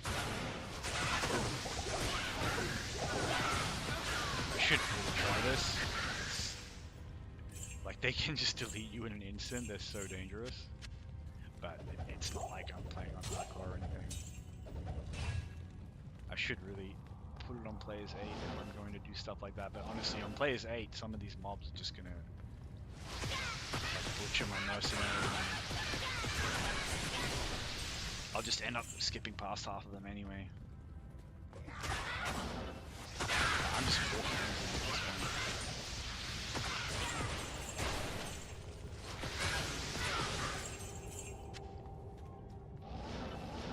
Just letting them walk on me for free.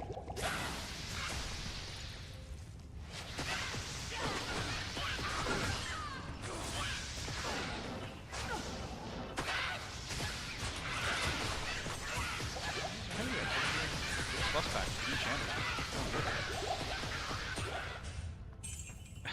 another Geeds. I can't carry anymore. I'm overburdened. So we'll pick up the Geeds. See how it compares. 31 versus... Oh, okay. Okay. I can't. Alright. So... Apparently, I can only hold one of these. So what do I do? Do I take this back to my stash? Stash it in... the thing and then go grab the Geeds, I guess. Ah, that's so... like... Okay, lightning. You know, now your Jabazon is just God, basically. She just goes wherever the hell she wants, kills whatever she wants. Don't get in her way because you will be fucked up. Like, that is such a good item. I'm so glad we came down here now. And we'll just, nom nom nom, because I want to identify this. Just for funsies. And it's a bunch of nonsense. But we did it for the lols. How do we get out of here? Another boss mob to kill. Go on, drop me some more goodies. Drop me another Thunder Charm. Drop me that. What's that? The circlet that gives you plus lightning skill damage.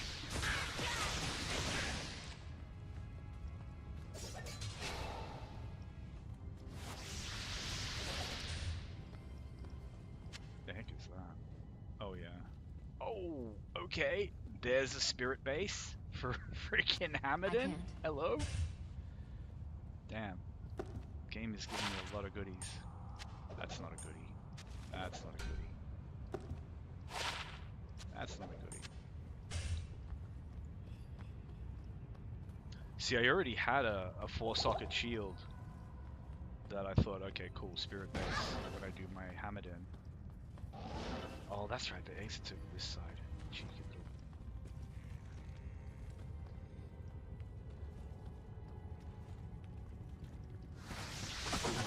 Ooh, okay. Yeah, I just wanted to like throw my mercenary in there to draw the aggro.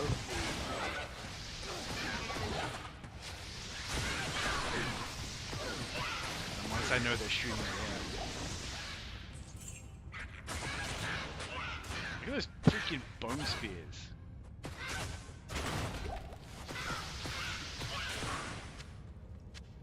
It's a nice little axe. Now, I can't remember if we go this way. Like, it doesn't matter because I want to kill the minions. I don't know about fighting my four archers, but... Okay, where's the aura coming from? Boss factor. Right. I mean, we're here for the boss fight as much as for the counter.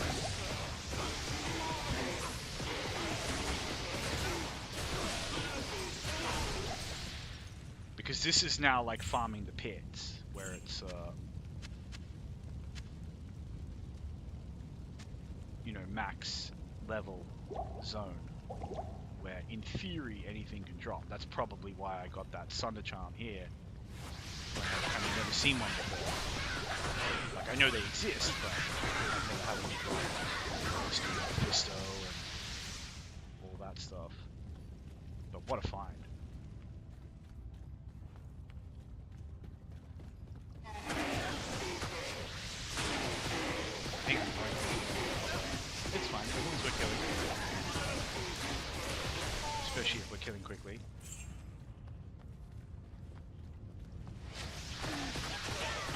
Very happy. I'm just kind of fat battle tower, hunting down all these packs, clearing it.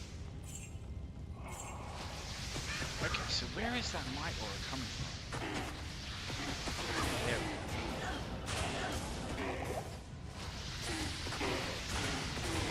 Extra strong, might and gem. And look, the mercenary just tanks it, just doesn't care.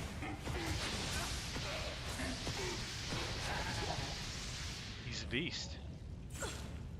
He's the real hero.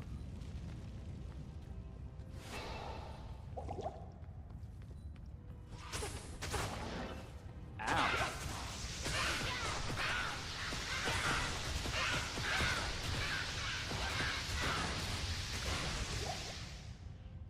Down he goes. That's Dragon. I thought that was Monarch. I've actually explored this entire level of the tower. Every area apart from the way out. I don't do the counters enough. Like, I don't know, maybe I'm just lucky, but I've never had to.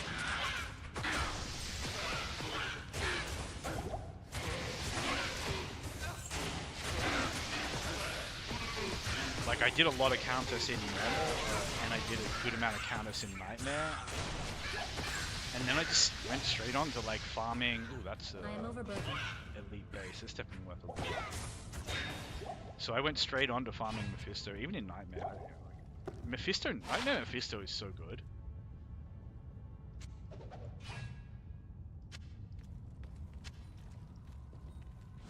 And I think a lot of people who have trouble with the game and think the game is like super hard are just trying to go too fast, because if you just spend a good amount of time, and also, you know, you don't have to kill everything. Even if you can't teleport, every character has tools to just run through areas that, you know, they have no business being in. Like, you do fire damage, everything's immune to fire, whatever, something like that. You want to...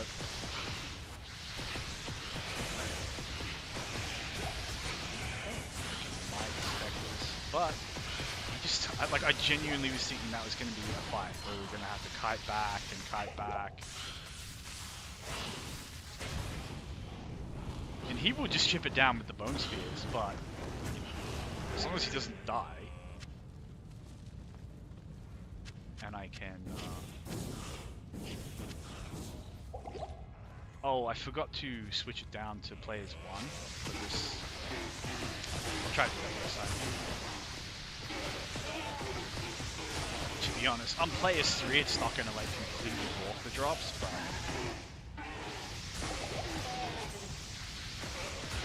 another one who's end fire, but that's okay. We'll just static him down and let my boy go to town.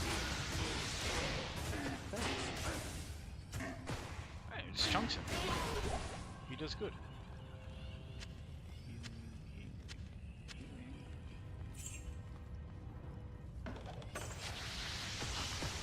Alright, you know what? I'm not gonna get another boss pack. I'm actually kind of. Whoa. Okay. That was because we were amp damaged. That was 100% my fault. I should be able to just kite and fight these guys. It's not like they're extra fast or anything. But I am going to have to get my mercenary back to kill the countess for me, so I might as well just grab them now. Good evening. Hello. Good evening. Refill some potions, and this rare ring. What do we got here? Attack rating, dex, nothing special. A little bit bummed that I didn't change the player settings, but I don't know. Maybe it's better to kill these boss packs. Like if I had known there were like sometimes there are literally no boss packs on this level.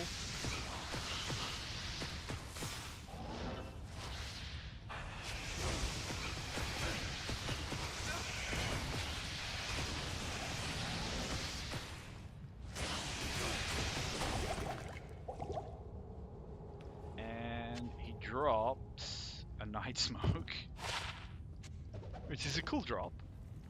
Can't complain about it. And all of these ladies are in the gold.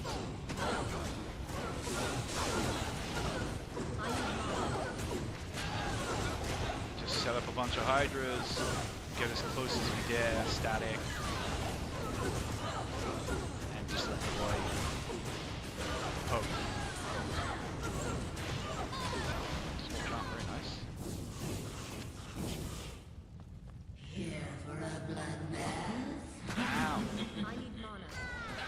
Okay. I just got hit stunned and completely bullied there. Good evening. I mana burned, that's what killed me. Oh, so annoying. I can just teleport back. Should be fine. Man, that's so frustrating though. And can I not?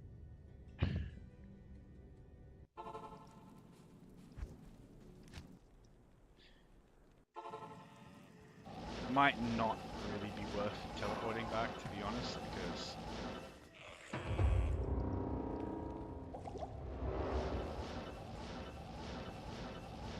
I mean the keep this tower should be more or less empty. The issue is more mana potions.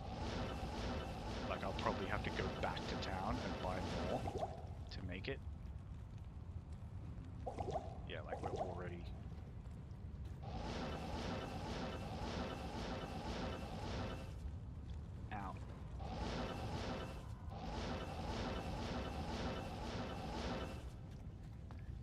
Definitely need to go back, so I have a couple.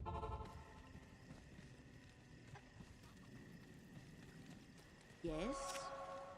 Now, this could just be a complete waste of my time as well. No reason to keep that. Because if I can't, like, just sort of nip into the room and grab my body.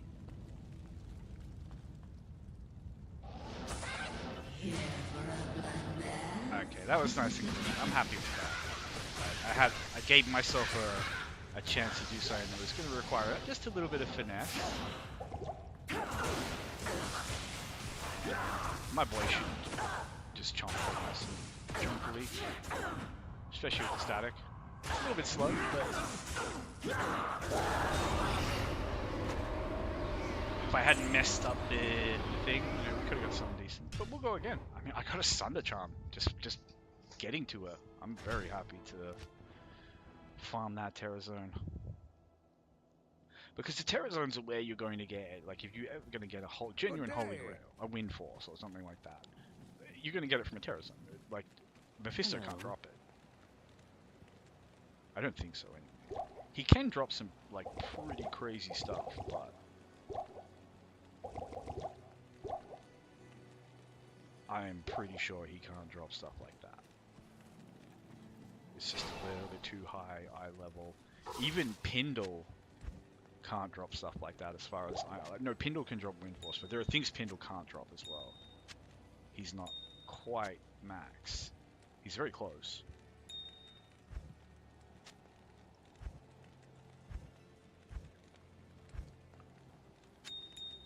I don't really want to be messing around with this stuff, but whatever. It's fine. It's not like we're running out of inventory space. And now I know the layout of the tower. I'm just gonna go kill the... Oh, that's so cool. Thank you, game.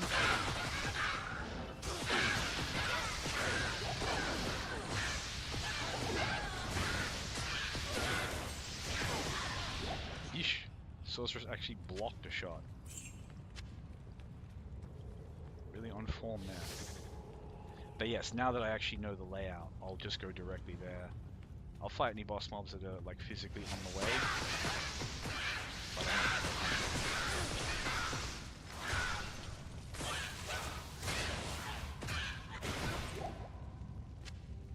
Wow, that guy just almost deleted me with the Frost Nova, which is fair. I probably have negative cold, and this is a terrible belt. Like, I don't know who this belt is for. But look, at level 12, plus 12 poison damage is a lot of damage. Especially from a slot that usually doesn't give you damage. But, it's still kind of bad. Oh, that's right. So you also want to... Like, in a Terra Zone, I think you definitely want to be looking at chests and stuff as well.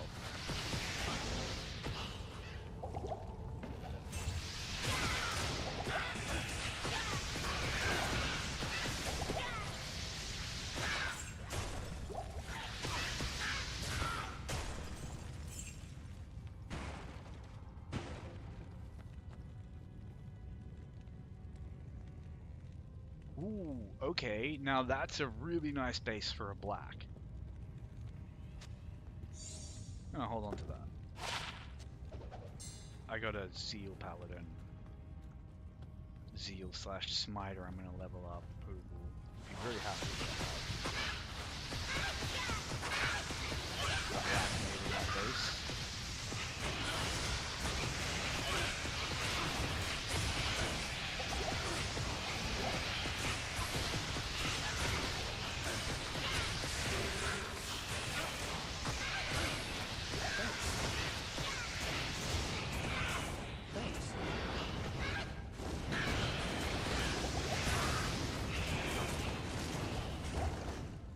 It takes so long for Hydra to chip them down.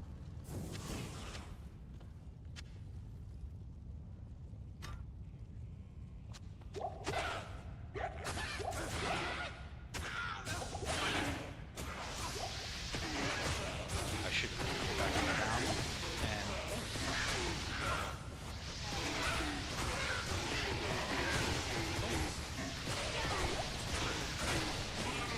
take that curse off, but you know what? He did fine. Is that what Wind Force is? The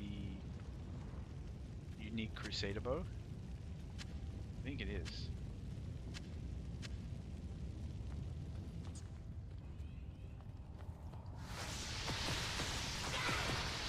I don't have any near that freaking ghost while I am amp damage.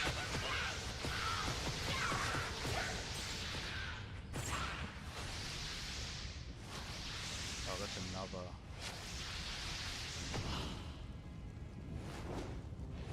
Why damage, they just refuse to actually walk out.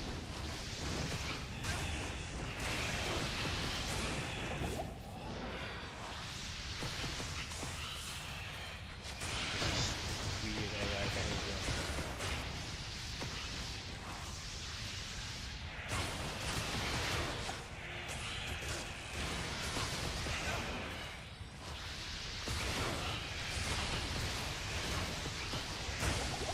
Come on, I really thought that. Okay, so this is where I have to. My bad. I could have played that better, but it's fine. We want to be killing boss mobs in here.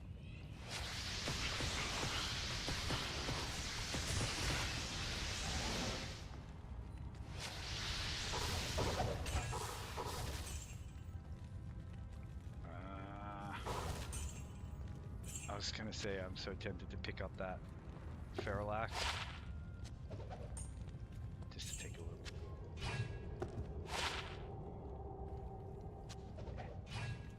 IS is nice. Very clearly does not have enough ED.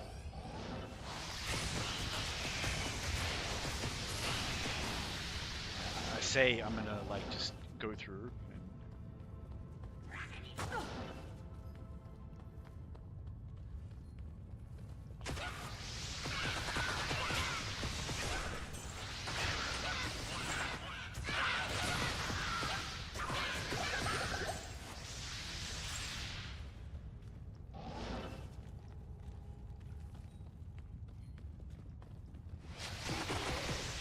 and cheeky positioning, they're just like waiting to gank you. It's really evil, and I still fall for it after all these years. There's a fanaticism pack up there. Fight them back. Through the door if possible.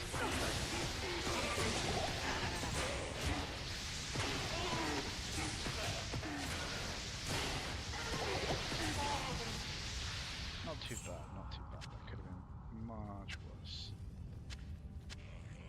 Juvie. Yes. I don't really have a lot of potions, but we're practically dead.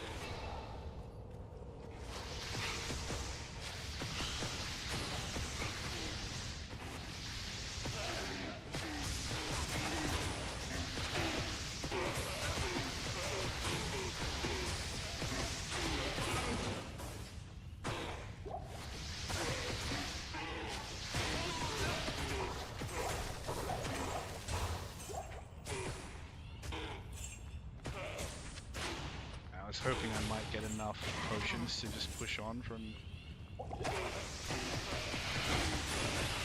popping them with.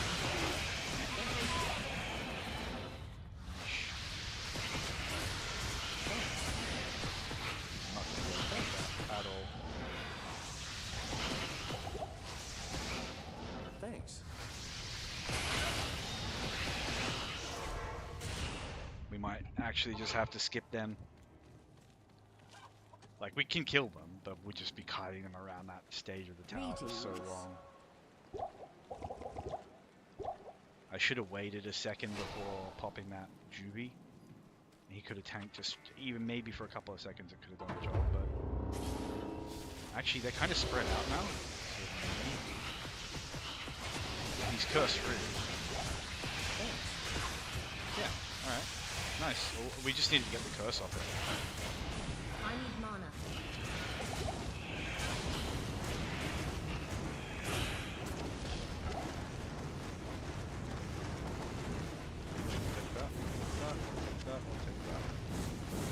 Freaking stupid Hydra's trying to just shoot through a wall.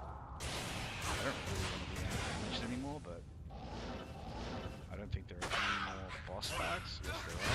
Just explode and shoot them.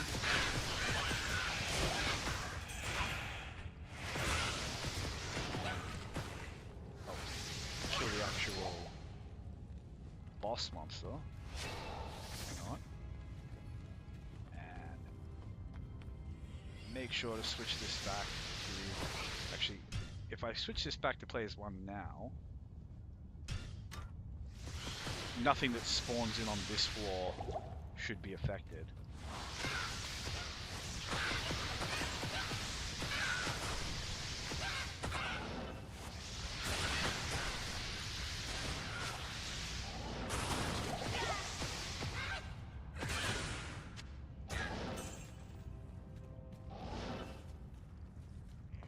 Yeah, it does make it like a bit less worthwhile to farm these guys, but also makes it easier. Ow. Man, that really hurt.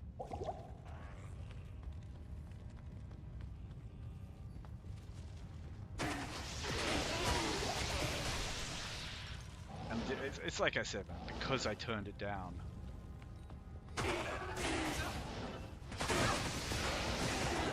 Okay, we got some chance. Really shooting off, tangling with archers while we're still amp damage. My voice seems to be doing that, man.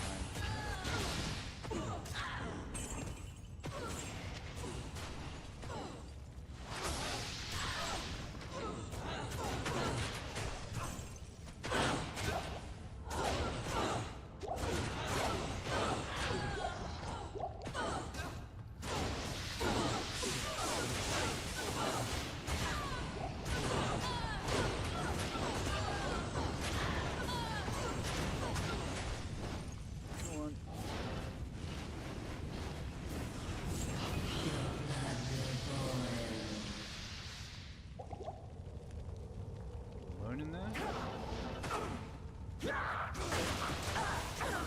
This would be a nice, easy one. And what the heck? Another charm? Please be another Thunder charm.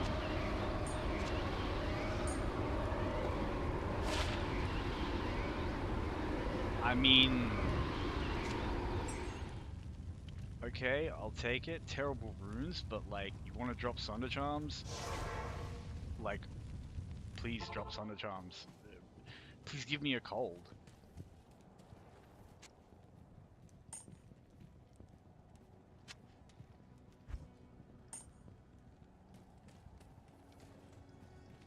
I would not complain. Absolute pog runs. 2 Thunders. I have no idea how rare they are, but I've never seen one.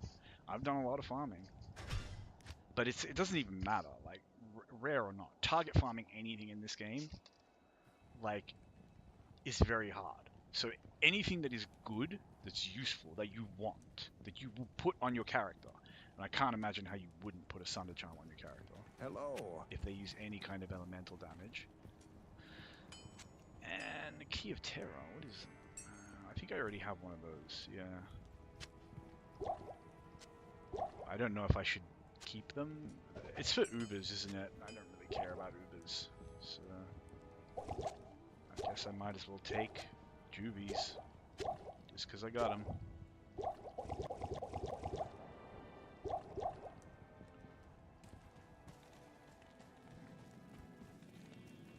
If I The order was that welcomes you. kind of person, I would save them for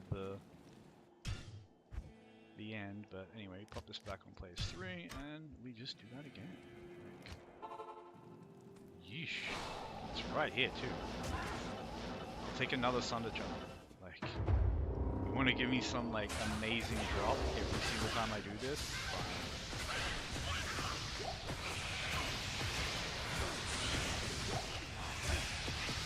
I have done this before, and it does seem just like a really good Terror Zone, because you have this...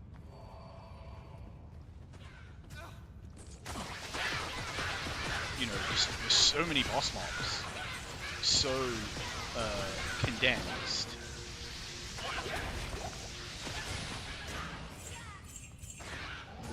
There's another boss mob here? Yeah, it's the ghosts, but they're running away from me.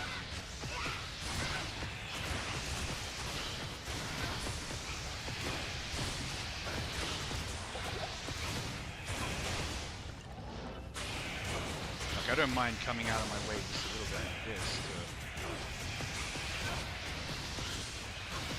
kill some minions.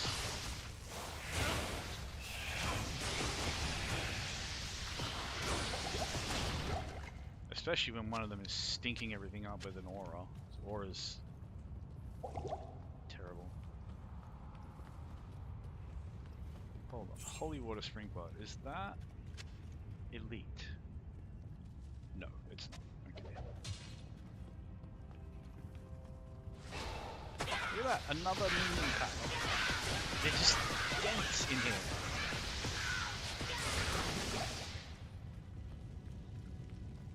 And even on players 3, like, it's decent XP.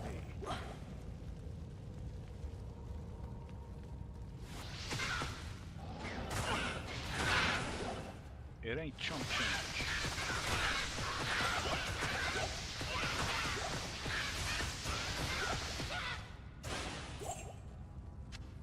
You could have dropped the mana pot. You could have been, you know, courteous in your last moment, but no.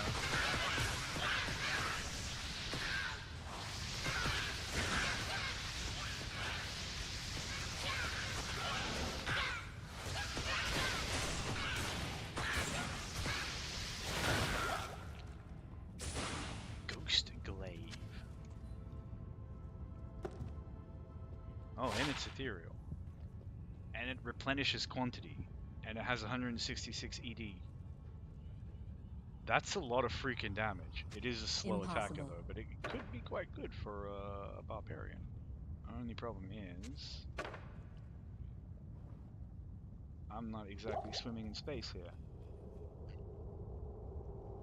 I should have stashed that stuff. It doesn't make much difference. Stash it now or stash it then. It would have been more efficient to stash it then when I was already there. Oh, Doll Rune. I'll take it. Large Charm. I will ID it. And Doll Rune's not a particularly... yeah, it's mid. But for me, for a newish player, like, it's not something I see all the time. I'm like, runes are one of the most exciting drops for me because, like, even like, I'm still not really bored of seeing like M and soul runes, you know. Forget anything higher than that, like Hell,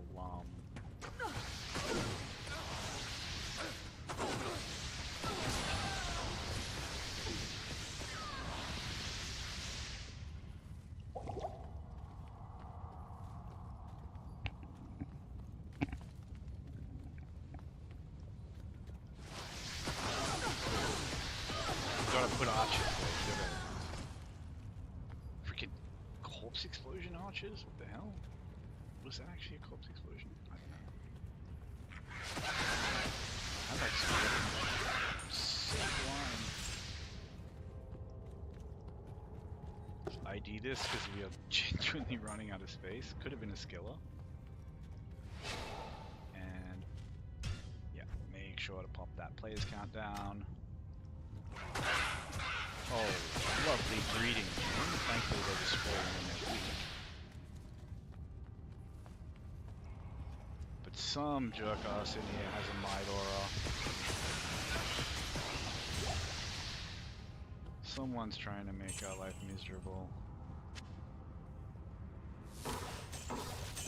I don't think it's even worth opening the chests, like, at all on players 1.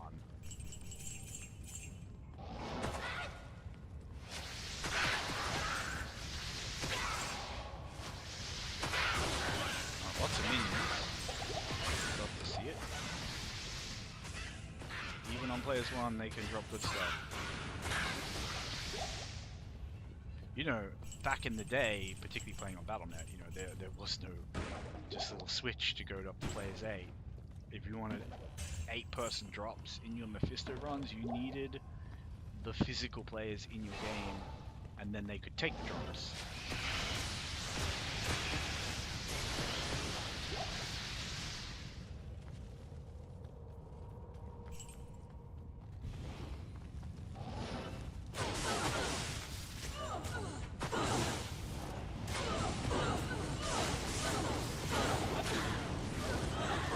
Kind of weird little like conveyor belt tether that they're on is a little bit frustrating, but honestly it makes the fight pretty sick. Got a bunch of fallen and lightning shattered in the sky.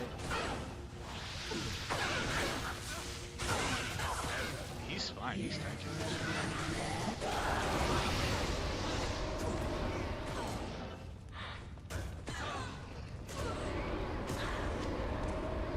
Just a second. Nothing special. But still.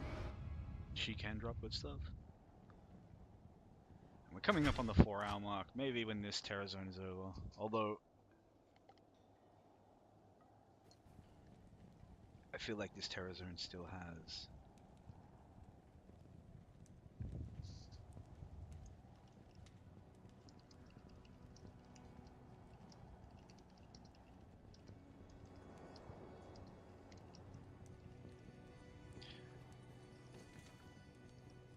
has a lot of kick left in it.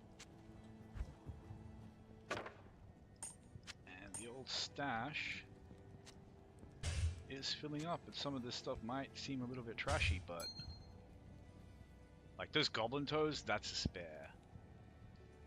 The 2-socket circlet I could throw, I suppose. I don't really want to, but this jewel is cool. Cool jewel, but it can kind of just stay there. This is one of my sorceress's charms, and it should really be in her. Alright, let's just throw that there.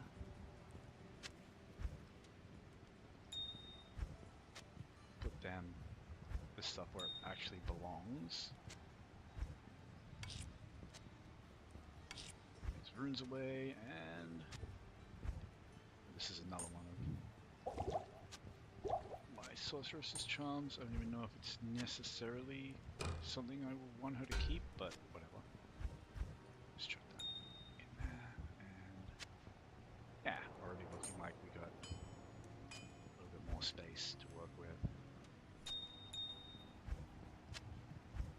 I went from having like no amethysts to having a lot, but that's good because you use them to reroll it. Those goblin toe can be chucked. They're a spare.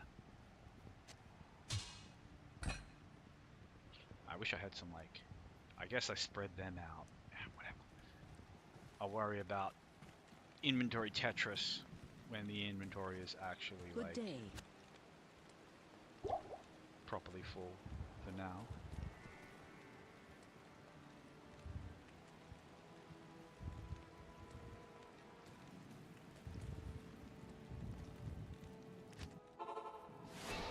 Let us just continue. That'll be nice. Why not? Oh, and I should switch it back to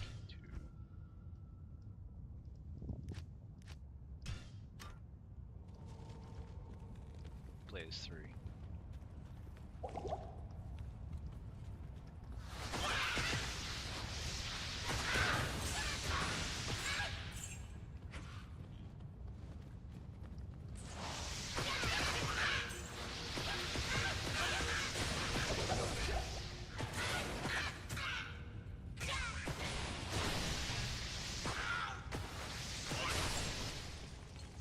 Nice. Minion packs coming from here.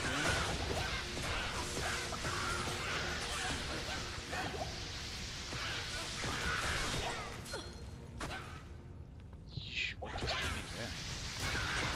I barely even saw it on my screen. Okay, lava gout? Is it?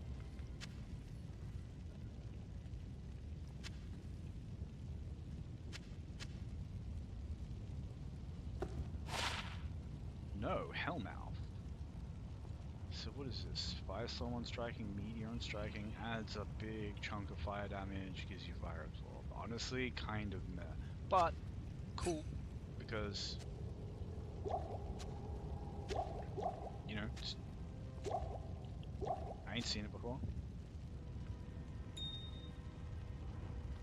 I think there's some, like, really exotic healing drops here.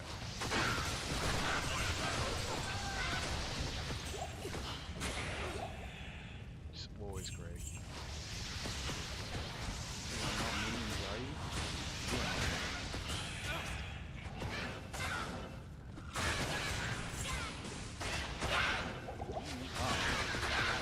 You guys come down here. Boy, doesn't have to worry about the costume like a full life.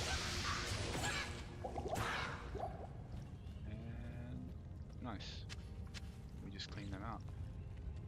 And I gotta keep my finger on the trigger with the teleport here because if anything too spicy comes at us while we're still damaged, love to just melt my mercenary. Shame that didn't have more sockets. Why did I just like try to walk through that doorway? Just assume.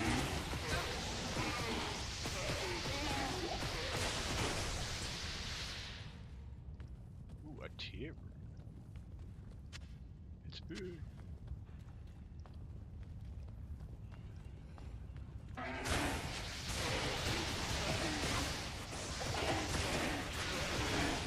There's a lot of freaking goats. They are not the goats. Because they're not minions and I don't want to be fighting them. But... Oh, okay. Hello, you're fast.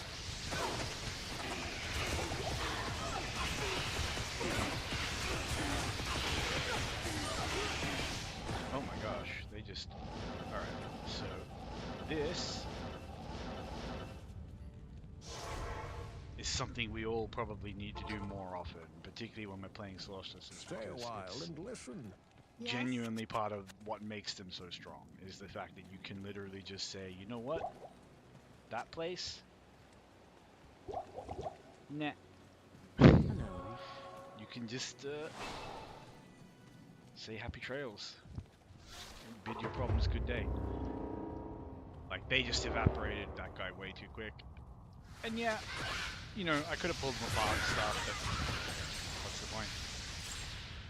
I'll be down on this level, killing more agreeable mobs here. Much quicker.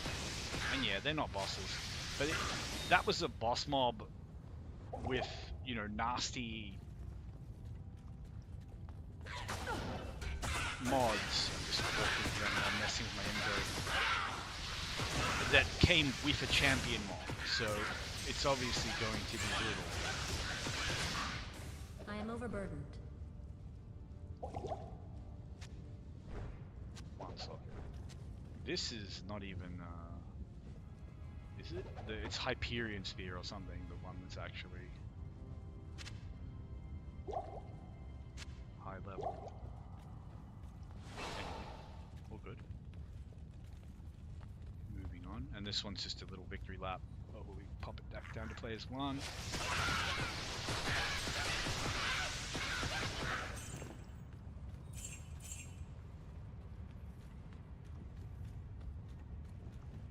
Nothing here. Somewhat empty tower, but still the last level to check.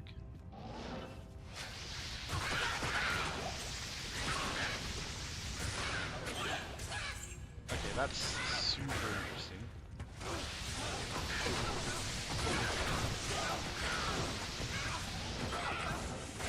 Oh my. They just, like, deleted my mercenary. Even on players one. He just got... That's how dangerous archer packs are. Good Insane. I didn't even have time to throw him a Jumi, but I think... Nah, I don't know what what they had, but it's fine, it's fine. We can save an exit. That was a mistake. Seeing them evaporate my mercenary, I should have just gotten my body back, gotten to the countess, and, you know, done and dusted, but it doesn't matter. Yes? Like, what odds are she was just gonna drop an hammer or something. Greetings. But yeah, so like, you just have to like accept that sometimes this game just, you know, it just rolls a combination of enemies that you are not going to kill.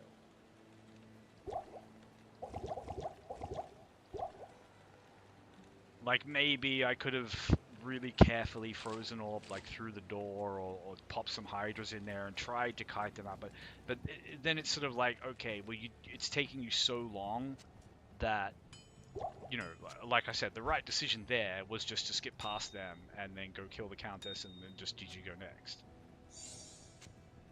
but you get those little ego moments where you're like, no, no, no, I'm gonna kill them. They just deleted me. Like, it was instant, and it was the same with my mercenary. So I don't know what the hell they had, but like archers in this game are just super freaking overpowered as enemies. They're so dangerous. Like, watch how often a hardcore player will just straight up re-roll a map because it has archers on it.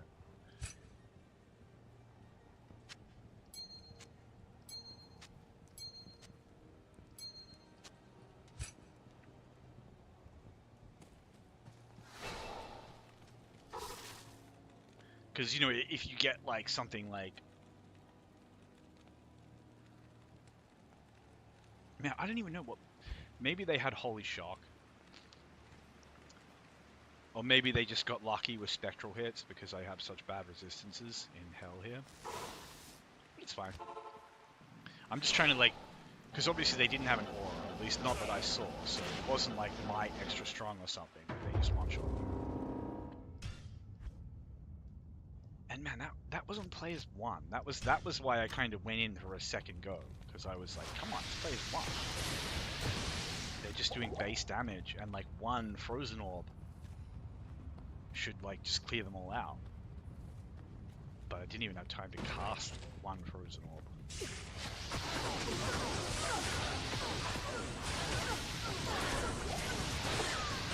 Like that. Even these archers can do a lot of damage because that one had the Holy Shock aura.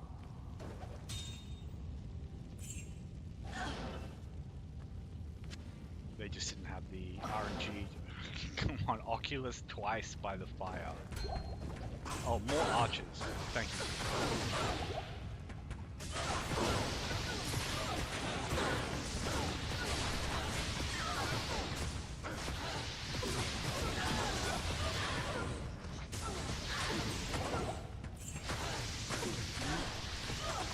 It's like it realizes it killed me with archers, and it's just like, oh, okay, so that's what I use.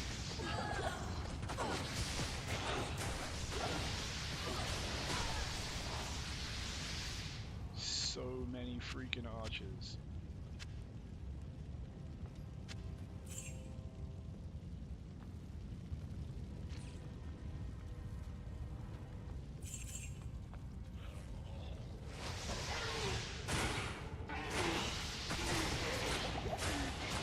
There's no boss pack here. I'm just skipping it. More archers. There's just a couple here.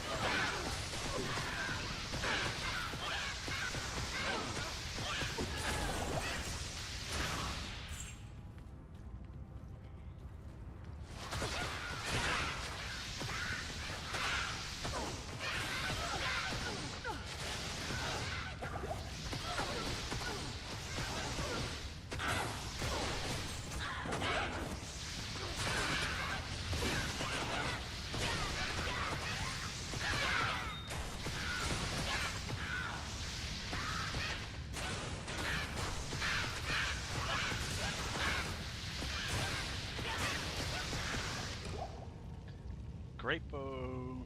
Yeah, that is an elite base, but already socketed.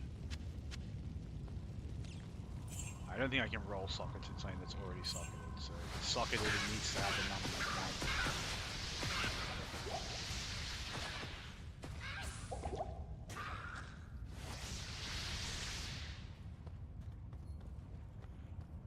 but always worth a look.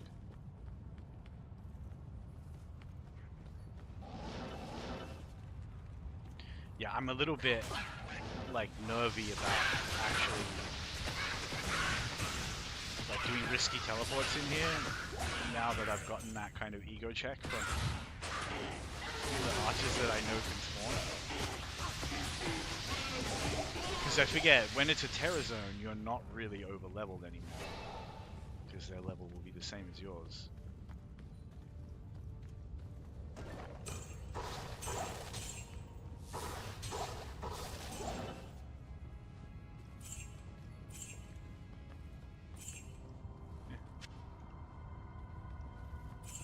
Oh no, corruption is freedom.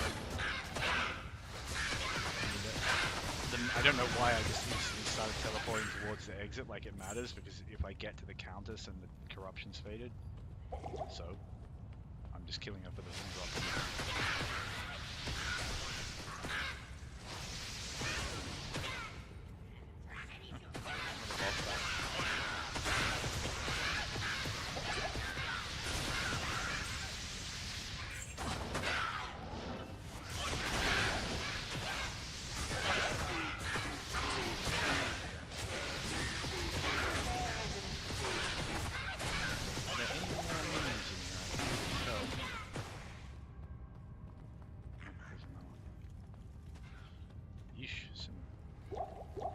Would be nice, but that's okay. Alright, let's go to the Countess. Oh, Fanaticism? Even on players 1, that's especially with a pack of archers or something, ghosts. Thankfully it's full.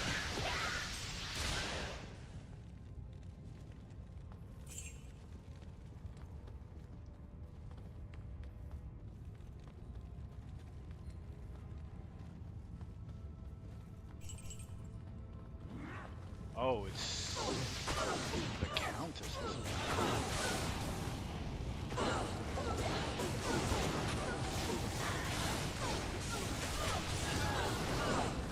Yeah, Hydra just deals with them quite safely because of the way it like kites them out.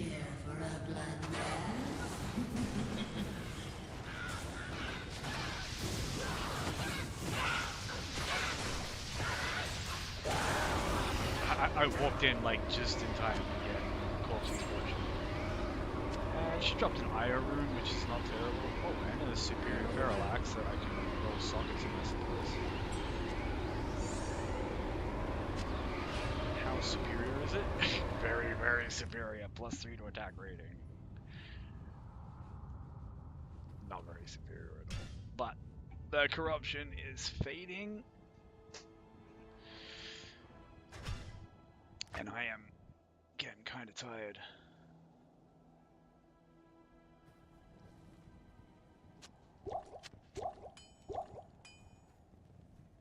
At the very least, it is time to...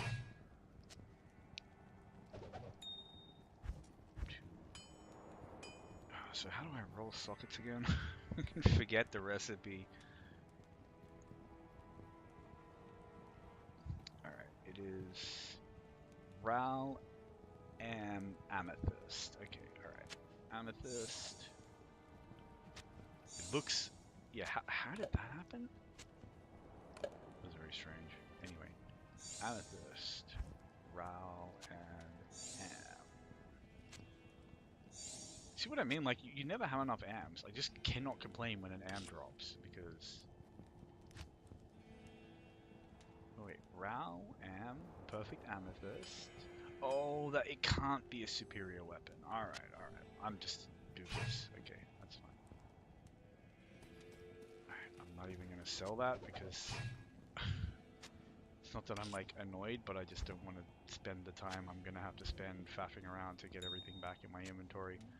Anyway, I'm gonna take a break, take a shower or something, and just spend a little time messing with some stuff in my own time, and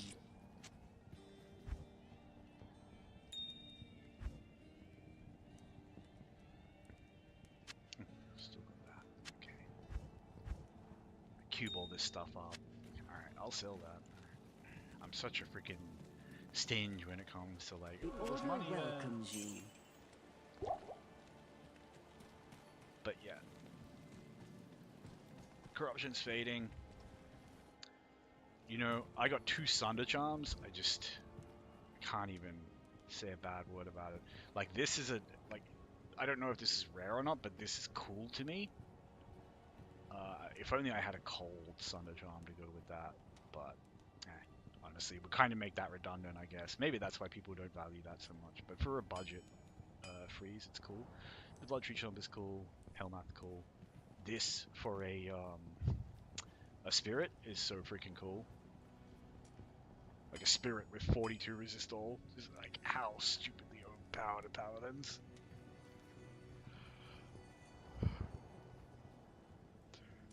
The Butcher's Cleaver is really cool. The Hellslayer is really freaking cool. And the Maras that we got, like, early on, yeah, bad roll, but cool freaking amulet. Super happy to have it. Like, it's just a flat upgrade over what I was using, which reminds me, I'll pop that into the,